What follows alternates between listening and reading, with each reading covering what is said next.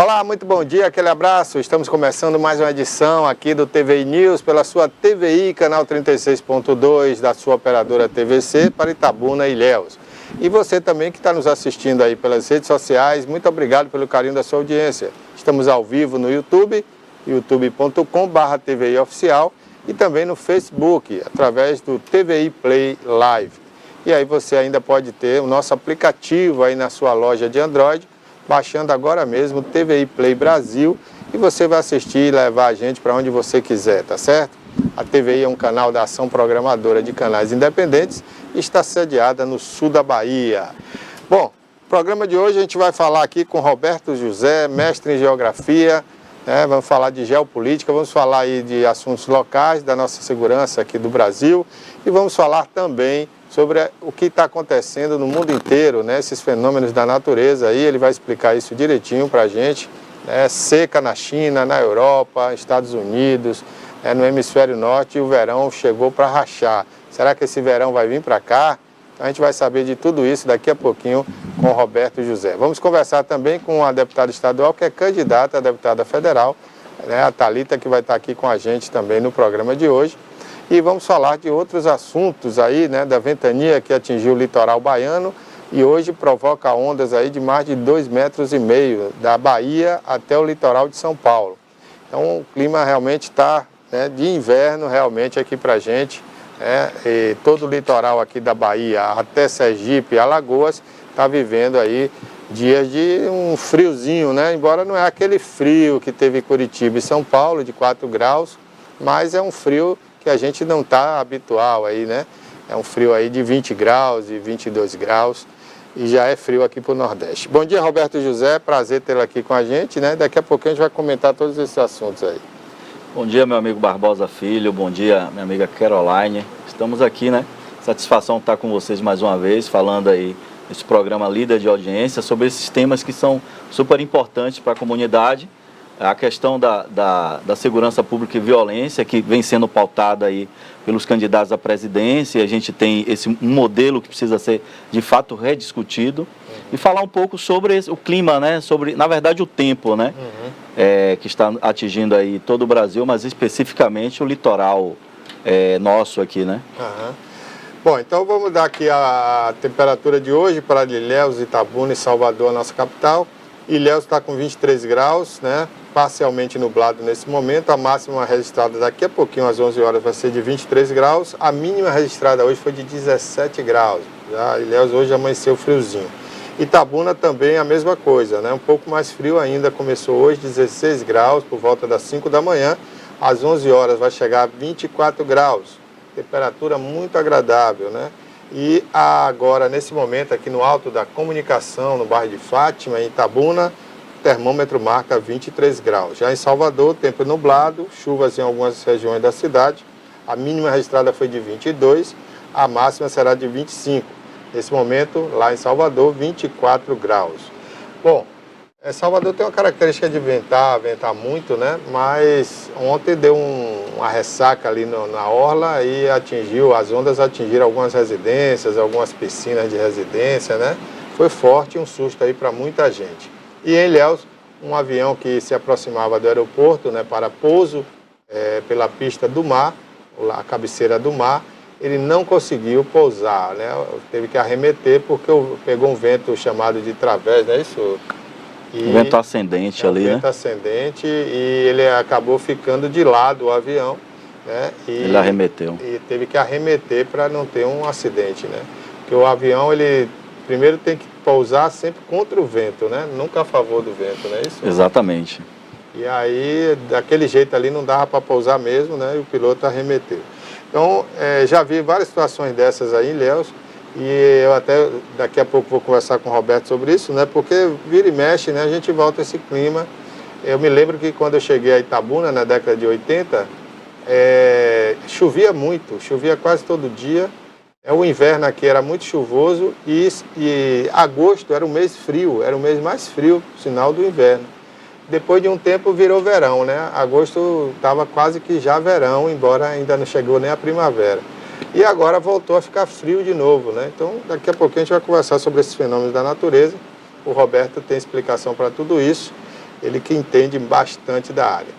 Bom, mas agora, Roberto, vamos falar um pouco então sobre segurança pública no Brasil. A gente vê aí candidatos a governadores, a presidente da República, falando um mal do outro, bate-boca, mas ninguém fala sobre política de segurança pública real, né? Às vezes tem alguma proposta utópica, mas que depois ninguém bota em prática. Nós tivemos agora aqui na Bahia, o governo Rui Costa, que fez um excelente governo, por sinal, mas sequer sentou na mesa para negociar com os policiais civis que queriam melhoria no seu salário, nas suas condições de trabalho, principalmente a gente que acompanha o dia a dia, a rotina dos policiais civis, vê a precariedade deles para trabalhar sem computadores bons, sem equipamentos, um sistema lento, né? Às vezes para ele entrar numa rede lá do computador, porque tudo é em rede, né? É uma demora absurda. E as instalações também, né, dos complexos policiais, todas precárias, agora estão até reformando aqui o de Itabuna, mas a gente não vê o Rui Costa, que já foi sindicalista, sentar na mesa e negociar. Por que isso, Roberto? Por que tem essa dificuldade, né, dos governadores entenderem a importância do policial, principalmente o policial civil, né, que é quem trabalha para elucidar crimes, principalmente com análise de cadáveres, com investigações. Deveria ser mais valorizada essa polícia inteligente, né? É isso, Barbosa. O que é que acontece? Primeiro é importante dizer que o que a gente tinha aqui na Bahia antes do governo do PT era de fato uma segurança pública muito ruim, Barbosa. As viaturas sucateadas, tinha problema de combustível. E se melhorou muito nesse nível estrutural, a partir do governo de Jacques Wagner. O que é que acontece com o Rui Costa? O governo de Rui Costa é um governo de obras. Acho que ele não tem uma atenção especial com a mão de obra, que é tão importante quanto você ter estrutura. Você precisa de uma viatura boa, de uma SW4, de viaturas 4x4, você precisa de coletes. Mas quem está ali atrás do volante, quem está ali sendo protegido pelo colete, é o policial, é um ser humano que precisa de uma atenção especial. Acho que existe uma inquietação, tanto nos quartéis quanto nas delegacias, quanto a isso, sentar e dialogar melhorias salariais. Entretanto, o que é que a gente observa num cenário, e aí eu quero citar uma fala do candidato Assemineto. Ele disse que acoplar câmeras de segurança, câmeras de monitoramento em tempo real, vai aumentar o índice de violência, porque a polícia não vai ter aquela vontade de trabalhar. Isso é baseado apenas no achismo, sabe? Porque dentro do que a gente tem de informações, dentro do que a gente tem de estudos sobre o caso, você melhora a atuação policial, porque você cria transparência. Aliás, um dos princípios da administração pública é a transparência, é a publicidade. Então, o ato policial, a não ser aqueles atos de investigação em que há segredos de justiça, que você precisa de um sigilo, mas todo ato público ostensivo, ele tem que ser, de fato, publicizado. Então, a falha. Existem falhas nas falas dos governadores. Quem é que está pontuando, quem é que está pautando a fala desses candidatos a governadores? Existem equívocos crassos em todos os lados. Então é preciso entender, primeiro, que segurança pública, Barbosa, política de segurança pública, a polícia, as polícias civil, militar, as varas de execuções penais e os presídios são a última ratio, né? É a ponta apenas do iceberg. A política de segurança pública, ela é muito mais do que isso. Ela é a escola em tempo integral e uma educação integrada. É diferente. Escola em tempo integral é uma. A educação integrada é outra situação. A gente sim precisa de uma escola em tempo integral. Isso é prevenção à violência. Eu preciso de reurbanização de áreas. Eu preciso trabalhar com o esporte, com a cultura, com o lazer, dentro dessa integração pela educação. Uma educação integrada. Eu não consigo separar as disciplinas formais do basquete, de um voleibol, de um basquetebol, dessas outras áreas do que a gente chama de desportos, de uma contação de história, do teatro, do sujeito aprender a jogar xadrez. Então, isso precisa ser integrado. Cuidar de uma horta, né? Essa parte de horticultura, o pensamento integrado e sistêmico. E aí é uma escola em tempo integral que é pensada por Anísio Vieira, né? Anísio Teixeira, melhor dizendo, um educador baiano. E aí a gente fica contemplado quando candidatos conseguem citar pedagogos de renome que pensam essa educação integral. Mas aí a gente está falando de política de segurança pública. E aí eu preciso citar Medellín é modelo no mundo inteiro em segurança pública, porque pensa a segurança pública em promoção à segurança. E promoção à segurança é prevenção primária. E aqui eu já tive com você antes e fiz uma conta básica, né? Quanto é que custa um preso no sistema prisional baiano, que é aquele sistema misto, né? Privado e o sistema do Estado. E quanto é que custa um estudante na Escola Pública Municipal de Itabuna? Isso dados de 2018 e 2019. O estudante custa, e para mim não é custo, é investimento, R$500 mês. O preso custa R$3.000, ou seja, 6 vezes mais, para voltar a cometer crime em quase 80%.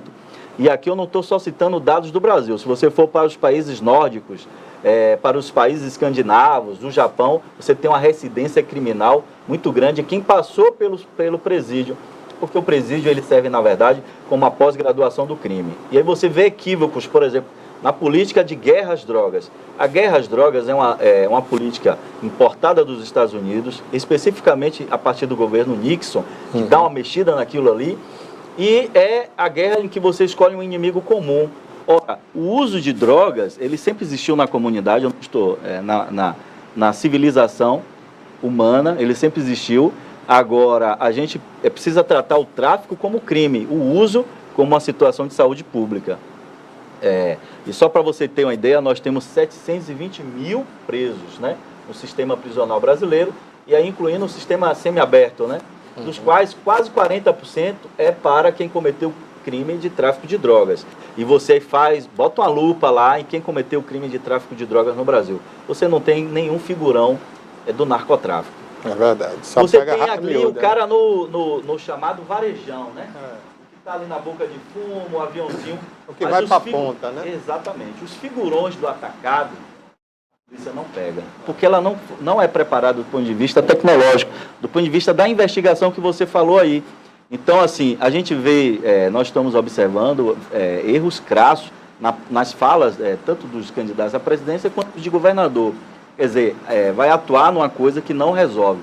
A gente precisa, Barbosa, reestruturar o modelo de segurança pública no Brasil. Volto a dizer, é um modelo dual e anacrônico, ou seja, eu tenho uma polícia militarizada, eu tenho uma polícia judiciária que não se comunicam. E aí o que é que a gente precisa? Polícia de ciclo completo. Esse modelo nós só temos, Barbosa, aqui no Brasil, Serra Leoa, Guiné-Bissau e Turquia. São 4 países que não são modelos nenhum em segurança pública. Nós precisamos do modelo de ciclo completo. Por exemplo, os Estados Unidos têm várias polícias, mas todas modelos de ciclo completo. Aí eu chamei aqui a atenção para Medellín, porque Medellín conseguiu ter uma política eficiente de combate à violência, a partir da prevenção. E aí eu cito o prefeito de Medellín, que é Sérgio Farjano. Depois, dá uma pesquisada lá, veja que é Sérgio Farjano. Uma política de prevenção à violência. Culminou com a eleição de Álvaro Uribe, depois uma profunda reforma da polícia, que é uma polícia nacional e de ciclo completo. Primeiro, ele saneou a polícia, ele valorizou os policiais, mas, acima de tudo, houve um maior investimento na inteligência e não na ostensividade da polícia. E de pouco adianta a polícia estar fazendo a sua ostensividade e o crime organizado está agindo de forma invisível com lapsos de visibilidade. Então é preciso atacar, mais do que o traficantezinho de ponta de esquina, os barões do tráfico. Os barões do tráfico têm empresas para lavagem de dinheiro, investem em candidaturas de deputado estadual, federal, senador e até de governador, que a gente tem visto no Brasil afora. É preciso atacar. Onde é que está o dinheiro? A gente fazer um caminho de buscar o dinheiro, de começar a sangrar o tráfico de drogas nesse contexto. Mas qual é a inversão de valores? A inversão de valores é achar que o inimigo comum precisa ser punido porque existe uma legislação hoje e que precisa ser repensada. Mas mais do que isso, a gente precisa ir atrás do dinheiro, e o dinheiro está na mão dos figurões do narcotráfico. E aí a gente vê um Brasil que, hoje o Brasil tem 3% da população mundial, Barbosa. No entanto, nós temos 13% de todos os homicídios, melhor dizendo, dos crimes letais intencionais contra a vida, que é o homicídio doloso intencional, que é lesão corporal seguida de morte, e o latrocínio também, né? São crimes, o Brasil lidera no mundo, 13% de todas as mortes nesse sentido no mundo ocorrem no Brasil, que tem apenas 3% da população. Ou seja, eu tenho um modelo que não funciona e eu preciso mudar. E aí o que é que a gente verifica? Que na fala dos presidentes, dos presidenciáveis, isso não é evidenciado. Por exemplo, Bolsonaro não tem nenhuma proposta sobre segurança pública, a não ser militarizar ainda mais, que é preparar, assim, o militarismo, de uma forma geral, escolhe um inimigo comum e vai lá e abate. A gente precisa de profissionalizar a segurança pública, profissionalizar a atuação policial. Tem uma PEC 51 que fala exatamente isso, da polícia de ciclo completo e de uma polícia que a gente chama de polícia de carreira única e polícia de autonomia. Autonomia de função, ela não rima com o modelo verticalizado que nós temos hoje, é o verticalizado e militarizado. Exemplo, um soldado assume uma ocorrência qualquer na rua, no modelo ostensivo preventivo, mas se chega o coronel, quem vai assumir imediatamente é o coronel, não é o policial que está ali dominando. E aí, se você tem uma situação que precisa cobrir alguma coisa, isso facilita. Então, autonomia de função é aquilo que o Ministério Público hoje exerce. O promotor, ele pega um processo, vai até o final, entrega lá o processo fechado, já com o parecer dele, a não ser que haja alguma coisa, ele peça a remoção do caso. Mas nesse caso de autonomia de função, é o que a gente precisa, que o policial tenha autonomia de função e que ele entre na carreira sabendo que ele pode chegar ao último comando, porque a gente tem uma coisa chamada de carreira única. Esse modelo de polícia, Barbosa, é o que a gente tem mundo afora, são as boas práticas de mundo afora e funciona. A gente tem 90% de assertividade e de autoria de crimes. É uma polícia muito mais eficiente. Mas por que não se discute em Brasília o desfazimento desse modelo ou o fazimento, a construção de outro modelo? Porque a gente tem os lobbies dos oficiais, é muito forte, não querem mudança no modelo. A gente tem o lobby dos delegados, que também é muito forte, e a bancada da bala é feita majoritariamente por essas figuras. Você não ouve a base das polícias, né? A base não tem voz. E aí eu faço parte do Fórum Brasileiro de Segurança Pública. Rodamos um questionário para saber, por exemplo, nas polícias militares, foram 23 mil questionários. Fizemos vários questionamentos. Uma delas você é a favor da desmilitarização da polícia? Quase 80% é a favor. Ou seja, mas essa base que é a favor de uma desmilitarização, de uma construção de uma polícia em ciclo completo, a construção de uma polícia de carreira única, de autonomia de função, essa base é a favor. Mas a cabeça, os altos comandos não são a favor, porque aí acaba perdendo um pouco os privilégios que tem. Mas, volto a dizer, Barbosa, esse não é um modelo que funciona. O Brasil é campeão em mortes, em crimes letais intencionais contra a vida, sem que o modelo seja ao menos discutido. A gente não vê nas falas dos presidentes. Quem faz uma inclinação um pouco nisso é o presidenciável Lula, que criou, por exemplo, o Sistema Único de Segurança Pública e que ele acabou não sendo melhorado, né? Só para chamar a atenção, nós temos um Sistema Único de Saúde. No Brasil, o SUS ele é fantástico, ele só precisa ser aprimorado, melhorar ali a questão dos repasses, né? Ter uma transparência melhor. A tabela SUS é uma situação que precisa ser reavaliada, é preciso mais dinheiro, mas é preciso ter transparência de como esse dinheiro circula. Então, o Sistema Único de Saúde, você tem um grande gestor que faz isso. Na educação, você tem o Fundeb, né? Que antes era Fundeb, Fundef, do nível fundamental, e passa a ser básico. Toda essa parte do ensino básico é gerido por esse fundo, mas você tem um grande organizador disso, que é a União. Já para o SUSP, a União não organiza nada. Você tem os estados cujos comandantes em chefe das polícias são os governadores, que acabam direcionando no laissez-faire como o Estado, como o comandante quer, como o governador quer. Mas aí a gente tem uma outra anacronia nisso. Artigo 144 da Constituição diz: as polícias militares são forças auxiliares e reserva do Exército. Ou seja, as polícias militares no Brasil, isso não foi modificado na Constituição, tem duas cabeças. O comandante do leste, aqui no caso da Bahia, que é um general de divisão, general 3 estrelas, e tem o governador, que é comandante em chefe. No caso aqui, o comando do leste é Bahia e Sergipe. Ou seja, você tem essas anacronias que a gente precisa melhorar. Enquanto isso, você tem um sistema que não funciona. É preciso investir, como fez a Colômbia, o Álvaro Uribe, investir mais na inteligência, né? Porque você lembra que o governo Michel Temer fez uma intervenção no Rio de Janeiro.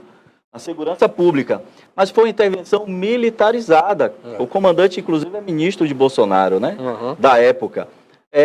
E essa intervenção militarizada, ela fez ali uma contenção básica, mas o crime organizado continuou acontecendo ali, principalmente na favela da Maré. E ainda aconteceram falhas que causaram gravíssimas. A morte de um rapaz, né, que não tinha nada a ver, foi metralhado, fuzilado, segundo os policiais do Exército, confundiram ele com um bandido.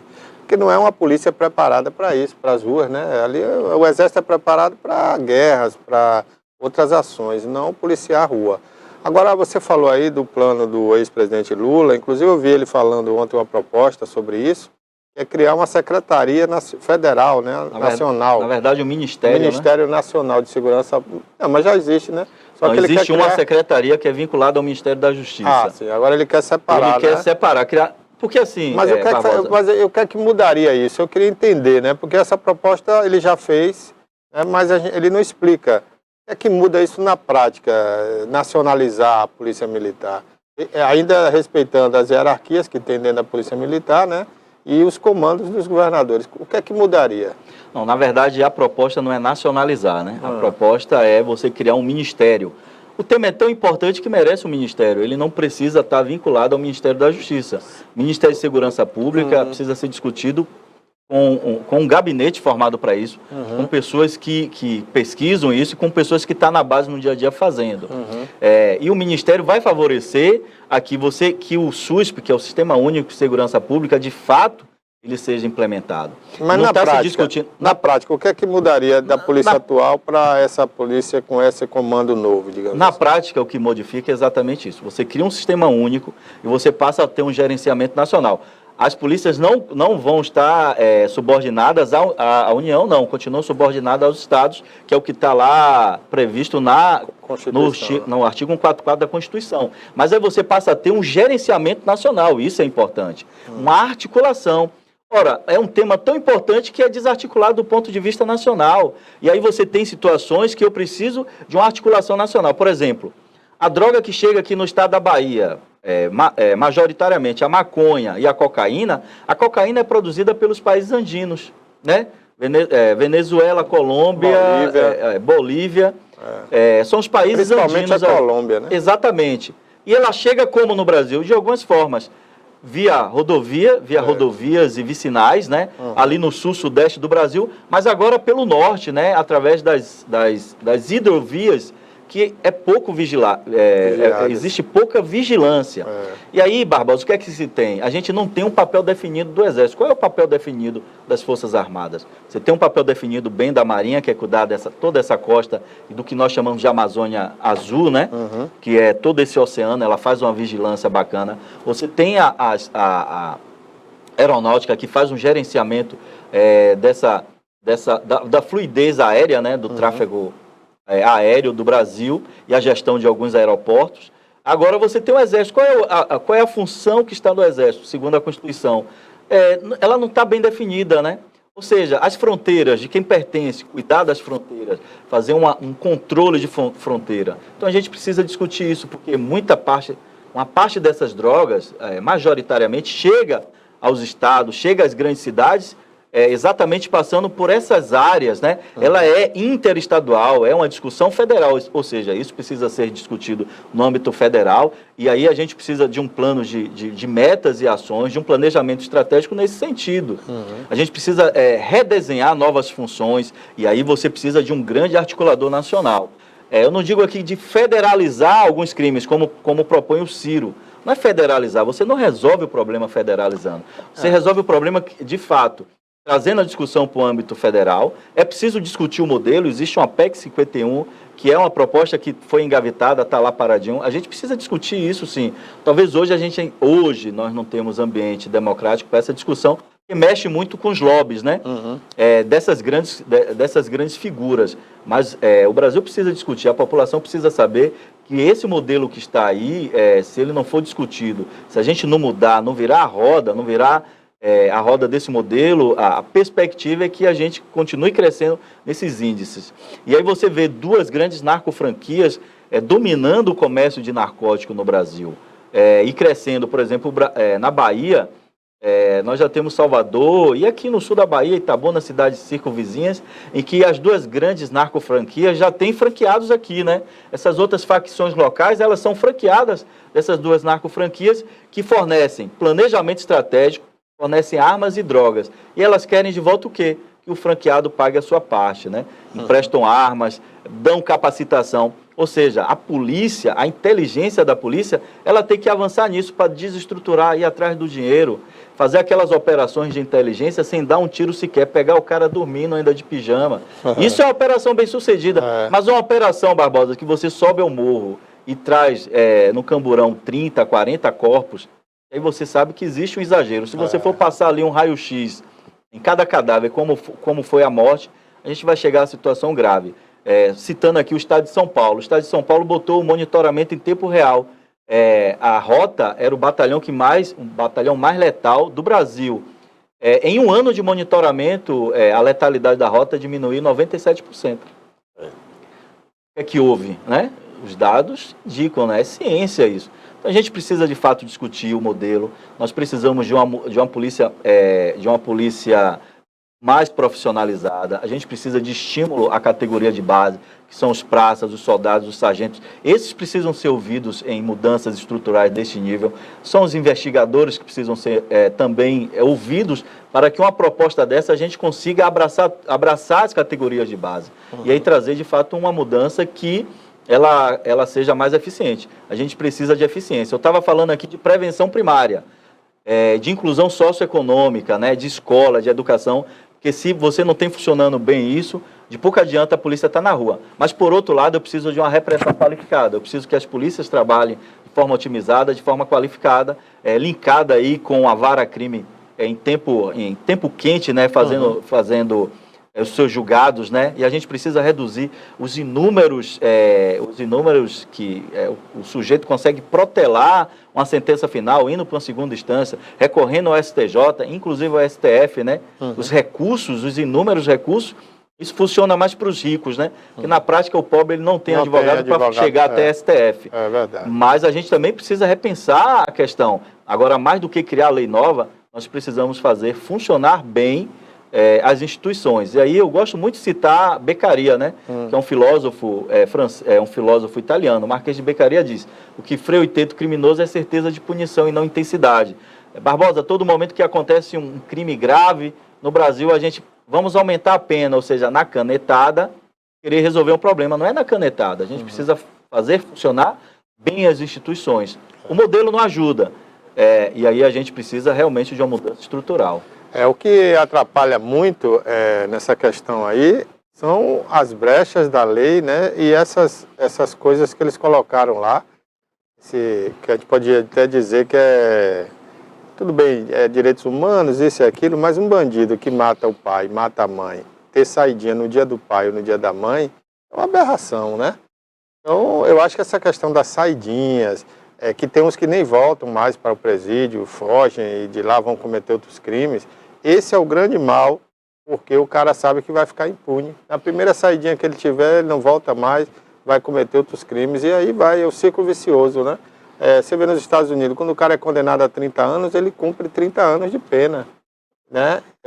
Isso para não falar da pena de morte que a gente teve até os anos 80, né, nos Estados Unidos. Alguns estados têm a pena de morte, ainda tem, né? Um gás letal. Mas, enfim, ali o cara comete um crime sabendo que vai acontecer. Então, ele vai pensar 1000 vezes, a não ser que seja um louco, um débil mental, né? Que pega uma arma e, como a gente já viu aí, vai atirar em várias pessoas, numa escola, numa igreja. Um terrorista, né? Mas, fora isso, você não vê esse índice de violência, né, nos Estados Unidos. Porque a história diz lá, pode ser criança, adolescente ou velho. Matou, vai para a cadeia. Na verdade, a gente precisa de mudanças estruturais e de mudanças pontuais. Por exemplo, essa questão da saidinha, né? Essa saidinha, de fato, quando você tem os períodos de Dia das Mães, final de ano, né, o Natal, você tem uma explosão dos crimes, principalmente crimes contra o patrimônio e também um crime letal contra a vida, que sujeitos que saem, ele às vezes... Porque o presídio é isso. O sujeito, aí eu citei o exemplo, de 40%... dos aviãozinhos, né? Quem é que está sendo preso? Quem é que está indo para o presídio majoritariamente, 40% é por tráfico de drogas. Como diz na gíria, né, da polícia, os caras baixam, né? É isso, aí ele sai na saidinha, já sai com a ordem a cumprir, porque para ele estar no presídio, ele precisa se associar a uma das narcofranquias dominantes no presídio. Ele já sai com a ordem a cumprir, porque ele é um privilegiado que está na saidinha. Aí a gente tem explosões, né, crescimento exponencial desses índices criminais. Então é preciso repensar assim, as saidinhas, eu sou a favor. Agora a gente também precisa repensar o modelo de presídio que a gente tem no Brasil. Agora, e aí eu cito modelos assim, importantes. Por exemplo, os países escandinavos, os países nórdicos do mundo, tem um modelo bastante eficiente, assim como o Japão tem. Agora, a pessoa que entra no sistema prisional, nesses países também, majoritariamente retomam, né? Voltam a cometer crimes. É porque o crime... existem dois... Eu vou citar aqui dois tipos de crime, Barbosa. Tem o crime passional, que o cara é envolvido por uma questão emocional, né? Crime de trânsito. Defesa da própria vida, né? Isso. Aí você tem ali um crime de trânsito que ele tem uma relação ali, que é imperícia, imprudência e negligência. Ele tem um contexto. Agora, quando eu chamo aqui a atenção para o crime profissionalizado, o crime de colarinho branco, o crime dessas narcofranquias, porque a narcofranquia ela acaba se especializando em outros tipos de crime. Além da questão narcótica, ela faz investimento para crime contra o patrimônio, que são as explosões, aquilo que a gente chama de novo cangaço no Brasil. A gente precisa, sim, endurecer a pena para isso, porque o novo cangaço no Brasil o que é que a gente consegue fazer de qualificação no Código Penal? Explosões e assalto à mão armada, e formação de banda ou quadrilha. Mas é preciso ter um expediente novo que determine que se tiver cidades nesse contexto, com esse aparato militar, você tem uma pena muito mais forte nesse sentido. Mas mais do que criar penas novas, leis novas é fazer funcionar o que já existe, né? A gente precisa, de fato, de uma redefinição dessa questão estruturante.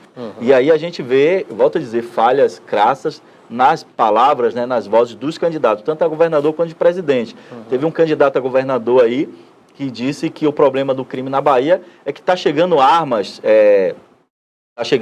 importadas via Paraguai, né, e que pede um controle maior de fronteira. É óbvio, Barbosa, que a gente precisa de um controle maior de fronteira, mas esse candidato não sabe que 92% dos crimes letais e intencionais contra a vida praticados no Brasil, ele tem origem às armas de fabricação nacional. Ou seja, eu preciso de um controle maior de armas, né? E quando a gente faz um controle maior de armas em todo lugar no mundo, e não é diferente no Brasil, eu tenho uma redução considerável de crimes letais e intencionais contra a vida produzidos por armas de fogo, que é em sua maioria. Eu vi até um candidato aí a governo da Bahia, ele tem um histórico de policial, né? Acho que é o Rosa, né? Esqueci o nome dele agora. Do PSOL, né? E nem dele eu vi... Kleber Rosa. Nem dele ele participou de um debate aí, eu não vi nada que prestasse, assim, no sentido de projeto, programa para a segurança pública da Bahia. Só falácia mesmo, né, e criticar o sistema atual. O candidato não entende que o eleitor não precisa criticar, ele sabe que hoje o que é que está ruim e o que é que está bom. O que o eleitor quer do candidato é que ele diga o que é que vai fazer de melhor, né? Isso. E não ficar só criticando, que isso aí não adianta nada. Barbosa, sabe o que é mais eficiente? Enquanto a gente continuar abrindo presídio, ou seja, enquanto a gente continuar fechando escola, a gente vai ter que abrir presídio. Ou seja, eu preciso... Aí eu gosto de tocar nessa questão que é prevenção primária e promoção à economia, né, a questão social e a educação. Ela é a forma mais eficiente. Eu preciso, de fato, de uma polícia que faça uma repressão qualificada. Eu preciso, sim, do fuzil. Mas a forma mais eficiente de se fazer segurança pública não é com fuzil, é com livro. E quando eu falo em livro, eu estou falando de escola que seduz o aluno para estar dentro dela. Aí eu estou falando de uma escola em tempo integral e integrada, de educação integrada. Né? Inclusive, não te cortando, Roberto, me perdoe, né? O governador fez alguns projetos desses, inclusive está construindo um em Itabuna, né? Isso. Onde era o CSU. Em Ilhéus eu visitei uma que é a Escola de Chocolate, muito bacana. Lá o jovem passa o dia todo, ele aprende a fazer chocolate, ele aprende pneumática, ele aprende mecânica, serralheria, uma série de coisas, e ele já sai do ensino médio com a profissão. Achei aquilo lindo, eu acho que tinha que ter em toda a Bahia isso, né, Roberto? É isso. Agora, mais do que isso, Barbosa, eu preciso cuidar do nível fundamental. Aí eu estou falando de nível médio, que é a obrigação do Estado. Os fundamentos, quando eles são postos, a criança não esquece mais nunca. Ela está preparada, ou seja, eu preciso dessa escola de nível, de uma escola integral e de nível integrado, né, de educação integrada, na educação fundamental. Ou seja, nos níveis ali de pré-escola e no nível ali da creche até a 9ª série, que agora vai até a 9ª série, que é o nível fundamental. Ou seja, que o pai deixe, que a mãe deixe o seu filho ali na escola às 7h30 da manhã e vá buscar, ou que o ônibus deixe na porta, um ônibus escolar, 18 horas, né? Ou seja, que a criança já chegue em casa jantado e tomado banho, cansado de muita atividade. Tem um turno, ele aprenda as disciplinas formais, que é importante, de português, geografia, de filosofia, que são as rodas de conversa, e no contraturno ele vai aprender oficinas manuais, ele vai aprender corte e costura, ele vai aprender teatro, contação de história, aprender a tocar um instrumento, natação, fazer horticultura, ou seja, é uma educação integrada. Não é só uma escola integral, mas a educação precisa ser integrada nesse sentido. Ou seja, ele termina o nível fundamental, aí ele vai para uma escola média. Qualquer escola média que ele for, ele vai ser um excelente aluno, porque os fundamentos científicos já foram postos. Ou seja, aí a gente precisa fazer bem essa reflexão. Enquanto a gente continuar construindo presídios e fechando escola, a gente vai ter a violência aí crescendo, porque a torneira do crime, do que a gente fala sociologicamente, a origem sociológica do crime vai estar aberta. A gente precisa fechar. E como é que eu faço isso? Como é que Medellín fez isso com o Sérgio Fajano? Criando essa perspectiva ou essa oportunidade. A escola, ela precisa ser, Barbosinha, sedutora. Eu preciso seduzir o jovem, atrair o jovem para dentro da escola. Mas o que é que a gente teve nos últimos 2 anos? Escola pública fechada. Ou seja, eu perdi toda uma geração que está lá fora. Como é que eu vou recuperar agora essa geração, Barbosa? Então, a perspectiva é da gente continuar tendo violência crescendo. Enquanto isso não for discutido, esse nível de conversa que a gente está tendo aqui era para estar tendo no horário eleitoral, esse nível de conversa. Essa escola, isso é o sonho, uma escola integral. Quer saber, né? Mas aí você vê nas discussões completamente visões míopes da gestão pública, você vê as discrepâncias e até as excrescências nas falas, né? Mas aí o povo tem discernimento para saber. Complicado. Bom, vamos mudar de assunto agora, aproveitando a sua presença aqui. Bom dia, Maria Antonieta, está aqui com a gente também, a jornalista Toné, conhecidíssima aí, né? Bom dia, Toné. Tem algum...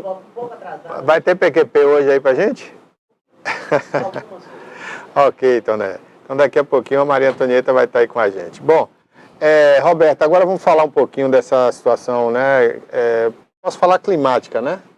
Porque climática está dentro do contexto, né? Contexto, né? Pronto. O mundo tem tido aí situações, né, que, para os cientistas, a explicação é o aquecimento global, mas existem outras teorias e como tudo é cíclico na Terra, né, tudo vai e volta, eu queria que você explicasse esses fenômenos que estão acontecendo. Agora mesmo nós estamos com o hemisfério norte quase todo, né, convivendo aí secas, enchentes terríveis, assim, é como se tudo tivesse desorganizado na natureza, né, Roberto? O que é isso? Explica pra gente, você que é especialista nesse assunto.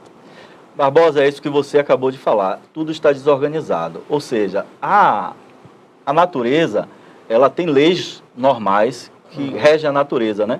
E aí os grandes estudiosos estudaram as leis da natureza, né? A lei da gravidade é uma lei. E essa lei da gravidade, ela existe por conta do núcleo da Terra, que o núcleo da Terra gira em um sentido e o pré-núcleo, ele gira em outro sentido. Isso cria a gravidade e, por tabela, a magnetosfera. E tudo isso, ela vai favorecer a circulação de massas. Você tem as correntes marítimas que favorecem a circulação de massas. Ora, essa mancha de óleo que atingiu a costa brasileira, foi provocado por um navio que acabou despejando petróleo no Oceano Atlântico, e ele pegou a chamada corrente norte-atlântica, que ela corta toda a costa nordestina e uma parte da costa norte nordestina. Mas quando ela chega no finalzinho da Bahia, ela afunda, mergulha, porque ali tem uma corrente, no sudeste e sul do Brasil, tem uma corrente chamada corrente de costa. Por isso que essa mancha não atingiu lá. Essas correntes circulam por algumas leis. Uma lei astronômica, que é a Terra, ela faz um translado, né, em volta do Sol, e gira em torno do seu próprio eixo, que a gente chama de rotação. Esses movimentos fazem com que essas massas circulem dentro de uma coisa que nós chamamos de pressão e temperatura. A adição de mais sal ou de menos sal vai favorecer de uma forma ou de outra o desenvolvimento e a circulação dessas grandes massas de ar, dessas grandes massas de água nos oceanos. Então, Barbosa, todas as coisas estão integradas. E aí a gente chama de conhecimento sistêmico, a sistemicidade das coisas, dos fenômenos. Nada está isolado. E aí você falou, olha, o clima está desorganizado. Nós estamos vivendo hoje, aí eu falei de cenários. Qual é o cenário? A gente está vivendo um novo normal no clima, que é o que a gente chama de extremos climáticos. E aí você falou, Roberto, a gente tem momentos de ciclos, né? Ora eu tenho um ciclo que a Terra aquece mais, ora eu tenho um ciclo que a Terra esfria mais, exatamente por essa questão astronômicas e naturais. Pois bem, vamos lá. Nós fizemos uma pesquisa, e quando eu falo nós, a sociedade. Essa pesquisa foi coordenada por Al Gore, foi vice-presidente de Bill Clinton. Reuniu estudiosos, conseguiu um aporte financeiro e foi fazer essa pesquisa. Perfurou-se uma parte da Antártica, que é o nosso continente ao sul, né, congelado, e ali ele fez um recorte no gelo e conseguiu fazer examinar, Toné, em 100 mil anos, para saber como é que o tempo, como é que o clima da Terra, em 100 mil anos, as concentrações de gases do efeito estufa, de gases poluentes. E verificou que até a Revolução Industrial, você tinha concentrações de gases do efeito estufa ou de gases poluentes. Concentrações maiores e menores. Isso se dava por atividade especificamente vulcânica ou de incêndios em florestas, incêndios naturais, principalmente as florestas de coníferas, que é o norte, que o incêndio deixa aquela árvore mais forte, de forma natural. E aí a Terra, de forma natural, ela acaba trabalhando esses poluentes e reabsorvendo. O oceano consegue reabsorver uma parte dos gases do efeito estufa, especificamente os gases que têm ali o carbono em sua base, e as florestas, quando elas crescem, ela acaba absorvendo em sua estrutura o carbono. Isso de forma natural. A Terra, ela fazia esse reequilíbrio. Ora, a partir da Revolução Industrial no século XVIII, início do século XVIII, a gente tem século XIX, mais especificamente, a gente tem um crescimento de gases poluentes, porque a gente começou a queimar, primeiro, o carvão mineral, o carvão vegetal e mineral, e posteriormente os chamados hidrocarbonetos. Os hidrocarbonetos, eles são necessariamente um combustível feito a partir do carbono, né? Sob pressão e temperatura ali, nas chamadas jazidas no interior da Terra ali, na crosta terrestre. Ou seja, esse crescimento de gases do efeito estufa tem modificado consideravelmente o clima na Terra. O que é que tentou se fazer? Ora, algumas reuniões com acordos entre as nações para reduzir os gases do efeito estufa, né? Reduzindo isso, você reduz aí a temperatura da Terra. Só que isso não progrediu, Toné. O que aconteceu? A China continua queimando muito combustível hidrocarboneto, continua queimando muito o carvão, principalmente para aquecimento das casas, porque no hemisfério norte, em algumas áreas, é preciso aquecimento nas casas, senão as pessoas morrem congeladas. E agora a Europa deve viver um momento desse, porque o Putin talvez puxe o freio do gás natural, né? Que vai ali por dutos, né? Ou seja, a gente vive um momento desse. E em razão desse crescimento, dessa poluição exagerada e de falta de controle, a gente está tendo aí esse descontrole ambiental. E a gente está vivendo o chamado novo momento climático de extremos. Em alguns lugares você vai ter chuva exacerbada, em outro a gente vai ter aí uma diminuição considerável de chuva. A Europa está vivendo, e o hemisfério norte especificamente, a maior seca dos últimos 200 anos. Ou seja, o homem moderno ele surge ali na Idade Moderna, que é o século XV, né? No 1500, século XVI, melhor dizendo. Agora, o Australopiteco, ou melhor dizendo, o Homo erectus, um homem que deixou de ser macaco, segundo a teoria, a partir dos 10 mil anos, 20 mil anos. Ou seja, quando a gente faz uma análise de 100 mil anos atrás de concentração de gases poluentes, de fato, uma pesquisa de vulto. E a partir daí a gente tem um crescimento exponencial, que essa Terra não consegue retrabalhar esses poluentes. O que é que acontece? Aquecimento. No aquecimento, as geleiras, que eram eternas, chamadas geleiras Derretem. estão derretendo. As geleiras do Nepal, as geleiras ali da Europa, né, estão derretendo e trazendo para a gente achados, né, mamutes que foram congelados. E aí, no momento geológico distinto, que a gente chama de resfriamento da Terra, que era esse momento cíclico geológico, reaparecendo. Você tem a Groenlândia se desprendendo e derretendo, indo ao mar. E aí você já tem uma água não salina entrando, e ele vai influenciar de uma forma ou de outra, Toné, as correntes marítimas. Só para citar um exemplo, a gente tem uma corrente marítima chamada a corrente de Humboldt, que sai ali do Golfo do México, ela aquece no Golfo do México, e ela vai ao norte, passa toda a costa da Europa e desce. Ela aprofunda e submerge de novo, aquece e vai até a Europa. Você sabia que a corrente de Humboldt ela é responsável pelo não congelamento dos portos europeus durante o inverno? Agora imagine você se pelo aquecimento global, um aporte vultoso de água que vem ali da Groenlândia, que o nível dos oceanos ele está subindo. Ele começa, essa água não é uma água sem teor de sal. E ela vai influenciar de uma forma ou de outra na corrente de Humboldt. Ou seja, a gente está mexendo em uma coisa que a gente não sabe as consequências. A gente até tem projeção disso. Mas a Terra ela começa a sacudir nesse sentido. E a gente está vivendo momentos climáticos. Nós temos situações normais, por exemplo, a aparição do El Niño. Nós tivemos aqui no mundo, né? Uhum. Ele modifica o clima, o tempo. Mas já era previsto isso aí? Isso, mas só para você ter uma ideia. O El Niño, nós estamos hoje sobre Laninha, né? E nós, em 2015, 2016, nós tivemos El Niño no mundo. Ele influenciou aquela seca severa em Itabuna. Só que antes disso, a gente não tinha tido uma seca tão severa como antes. O que é que ele fez? Exacerbou o fenômeno, ok? Em 2025, 2026, 2024, nós teremos El Niño de novo. E ele pode ser tão severo quanto foi. O que é que acontece? Qual a diferença entre uma coisa e outra? O El Niño, ele aparecia a cada 30 anos. Ele está aparecendo a cada 10. O El Niño pode reduzir mais, aparecer a cada 8, a cada 5 anos. E de forma muito mais severa. Ou seja, o clima, o tempo foi modificado.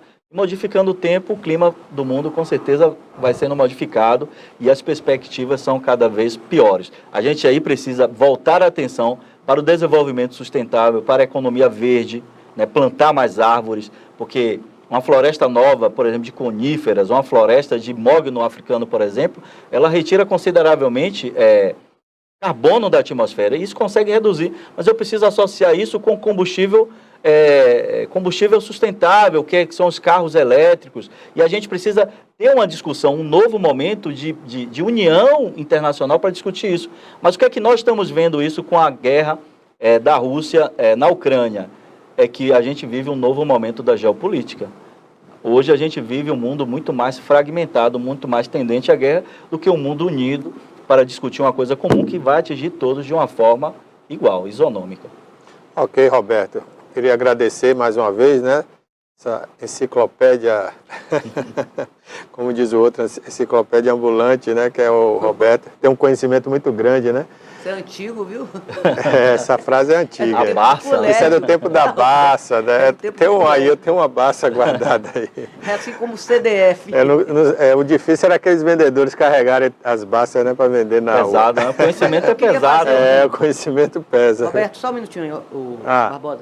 Sobre esse negócio, esses estudos prevêem esses problemas, esses fenômenos que acontecem na natureza. Então, por exemplo, terremoto, ninguém prevê. Ou então você pode até prever, o vulcão aí vai, no caso do vulcão, vai entrar em erupção. Sim, mas não prevê a intensidade. E aí? Na verdade, o que é que a gente tem? Para terremoto. Você pode prever esses fenômenos, mas a intensidade deles. A intensidade não, mas você faz uma prevenção. Por exemplo, eu tenho um panorama chamado mapa de tremores, né? Que são exatamente naqueles encontros de placas. O Círculo do Fogo, né? O Círculo do Fogo, por exemplo, que são encontros de placas ali. Então isso a gente consegue prever, a intensidade não.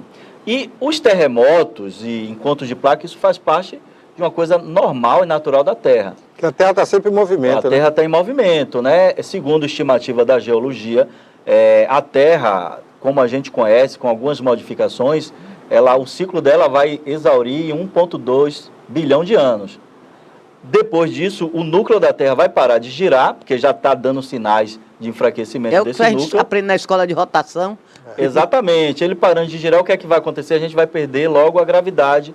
Inicialmente perde essa magnetosfera que protege a Terra e que faz... Todas as coisas estão linkadas, né? O que a gente chama de sistemicidade dos fenômenos. E aí a perspectiva é que a Terra, em 2 bilhões de anos, vire um Marte, como o planeta Marte, segundo algumas teorias, já foi habitado, teve uma civilização lá. Mas isso é tema para outro assunto. Não é para a nossa época mais. Bom, vou encerrar aqui com o Roberto José. Roberto, e já deixar aí o formulado aí o convite para a próxima quarta-feira, tá certo? Pronto, quarta-feira que vem estaremos aqui, preferencialmente aqui, né? Não virtualmente, que virtualmente sempre tem um problema, a internet não está boa. É verdade, a internet ainda não é uma realidade como a gente queria, né? Nós estamos na periferia do mundo, né? Aliás, na periferia da periferia. O Brasil é periferia, a Bahia é periferia, o sul da Bahia é a periferia dessa periferia. Então, a internet 5G vai demorar de chegar aqui. Viu? Nós somos o quê? Periféricos? Porque o centro, aí é Milton Santos, né? Quem quiser vai discutir com o Milton Santos, né? Eu só estou citando o Milton Santos, que é o maior geógrafo do Brasil, né? Inclusive baiano lá de Brotas de Macaúbas. Um cara que eu tenho negão, baiano de Brotas de Macaúbas. Tá vivo ainda ele, Milton Santos? Não, o Milton Santos morreu no início dos anos 2000, né? É verdade. É uma grande perda, mas Milton Santos deixou muitos livros, né? Então ele é eterno, né? Porque as obras dele permanecem. E ele fala dos centros luminosos, né?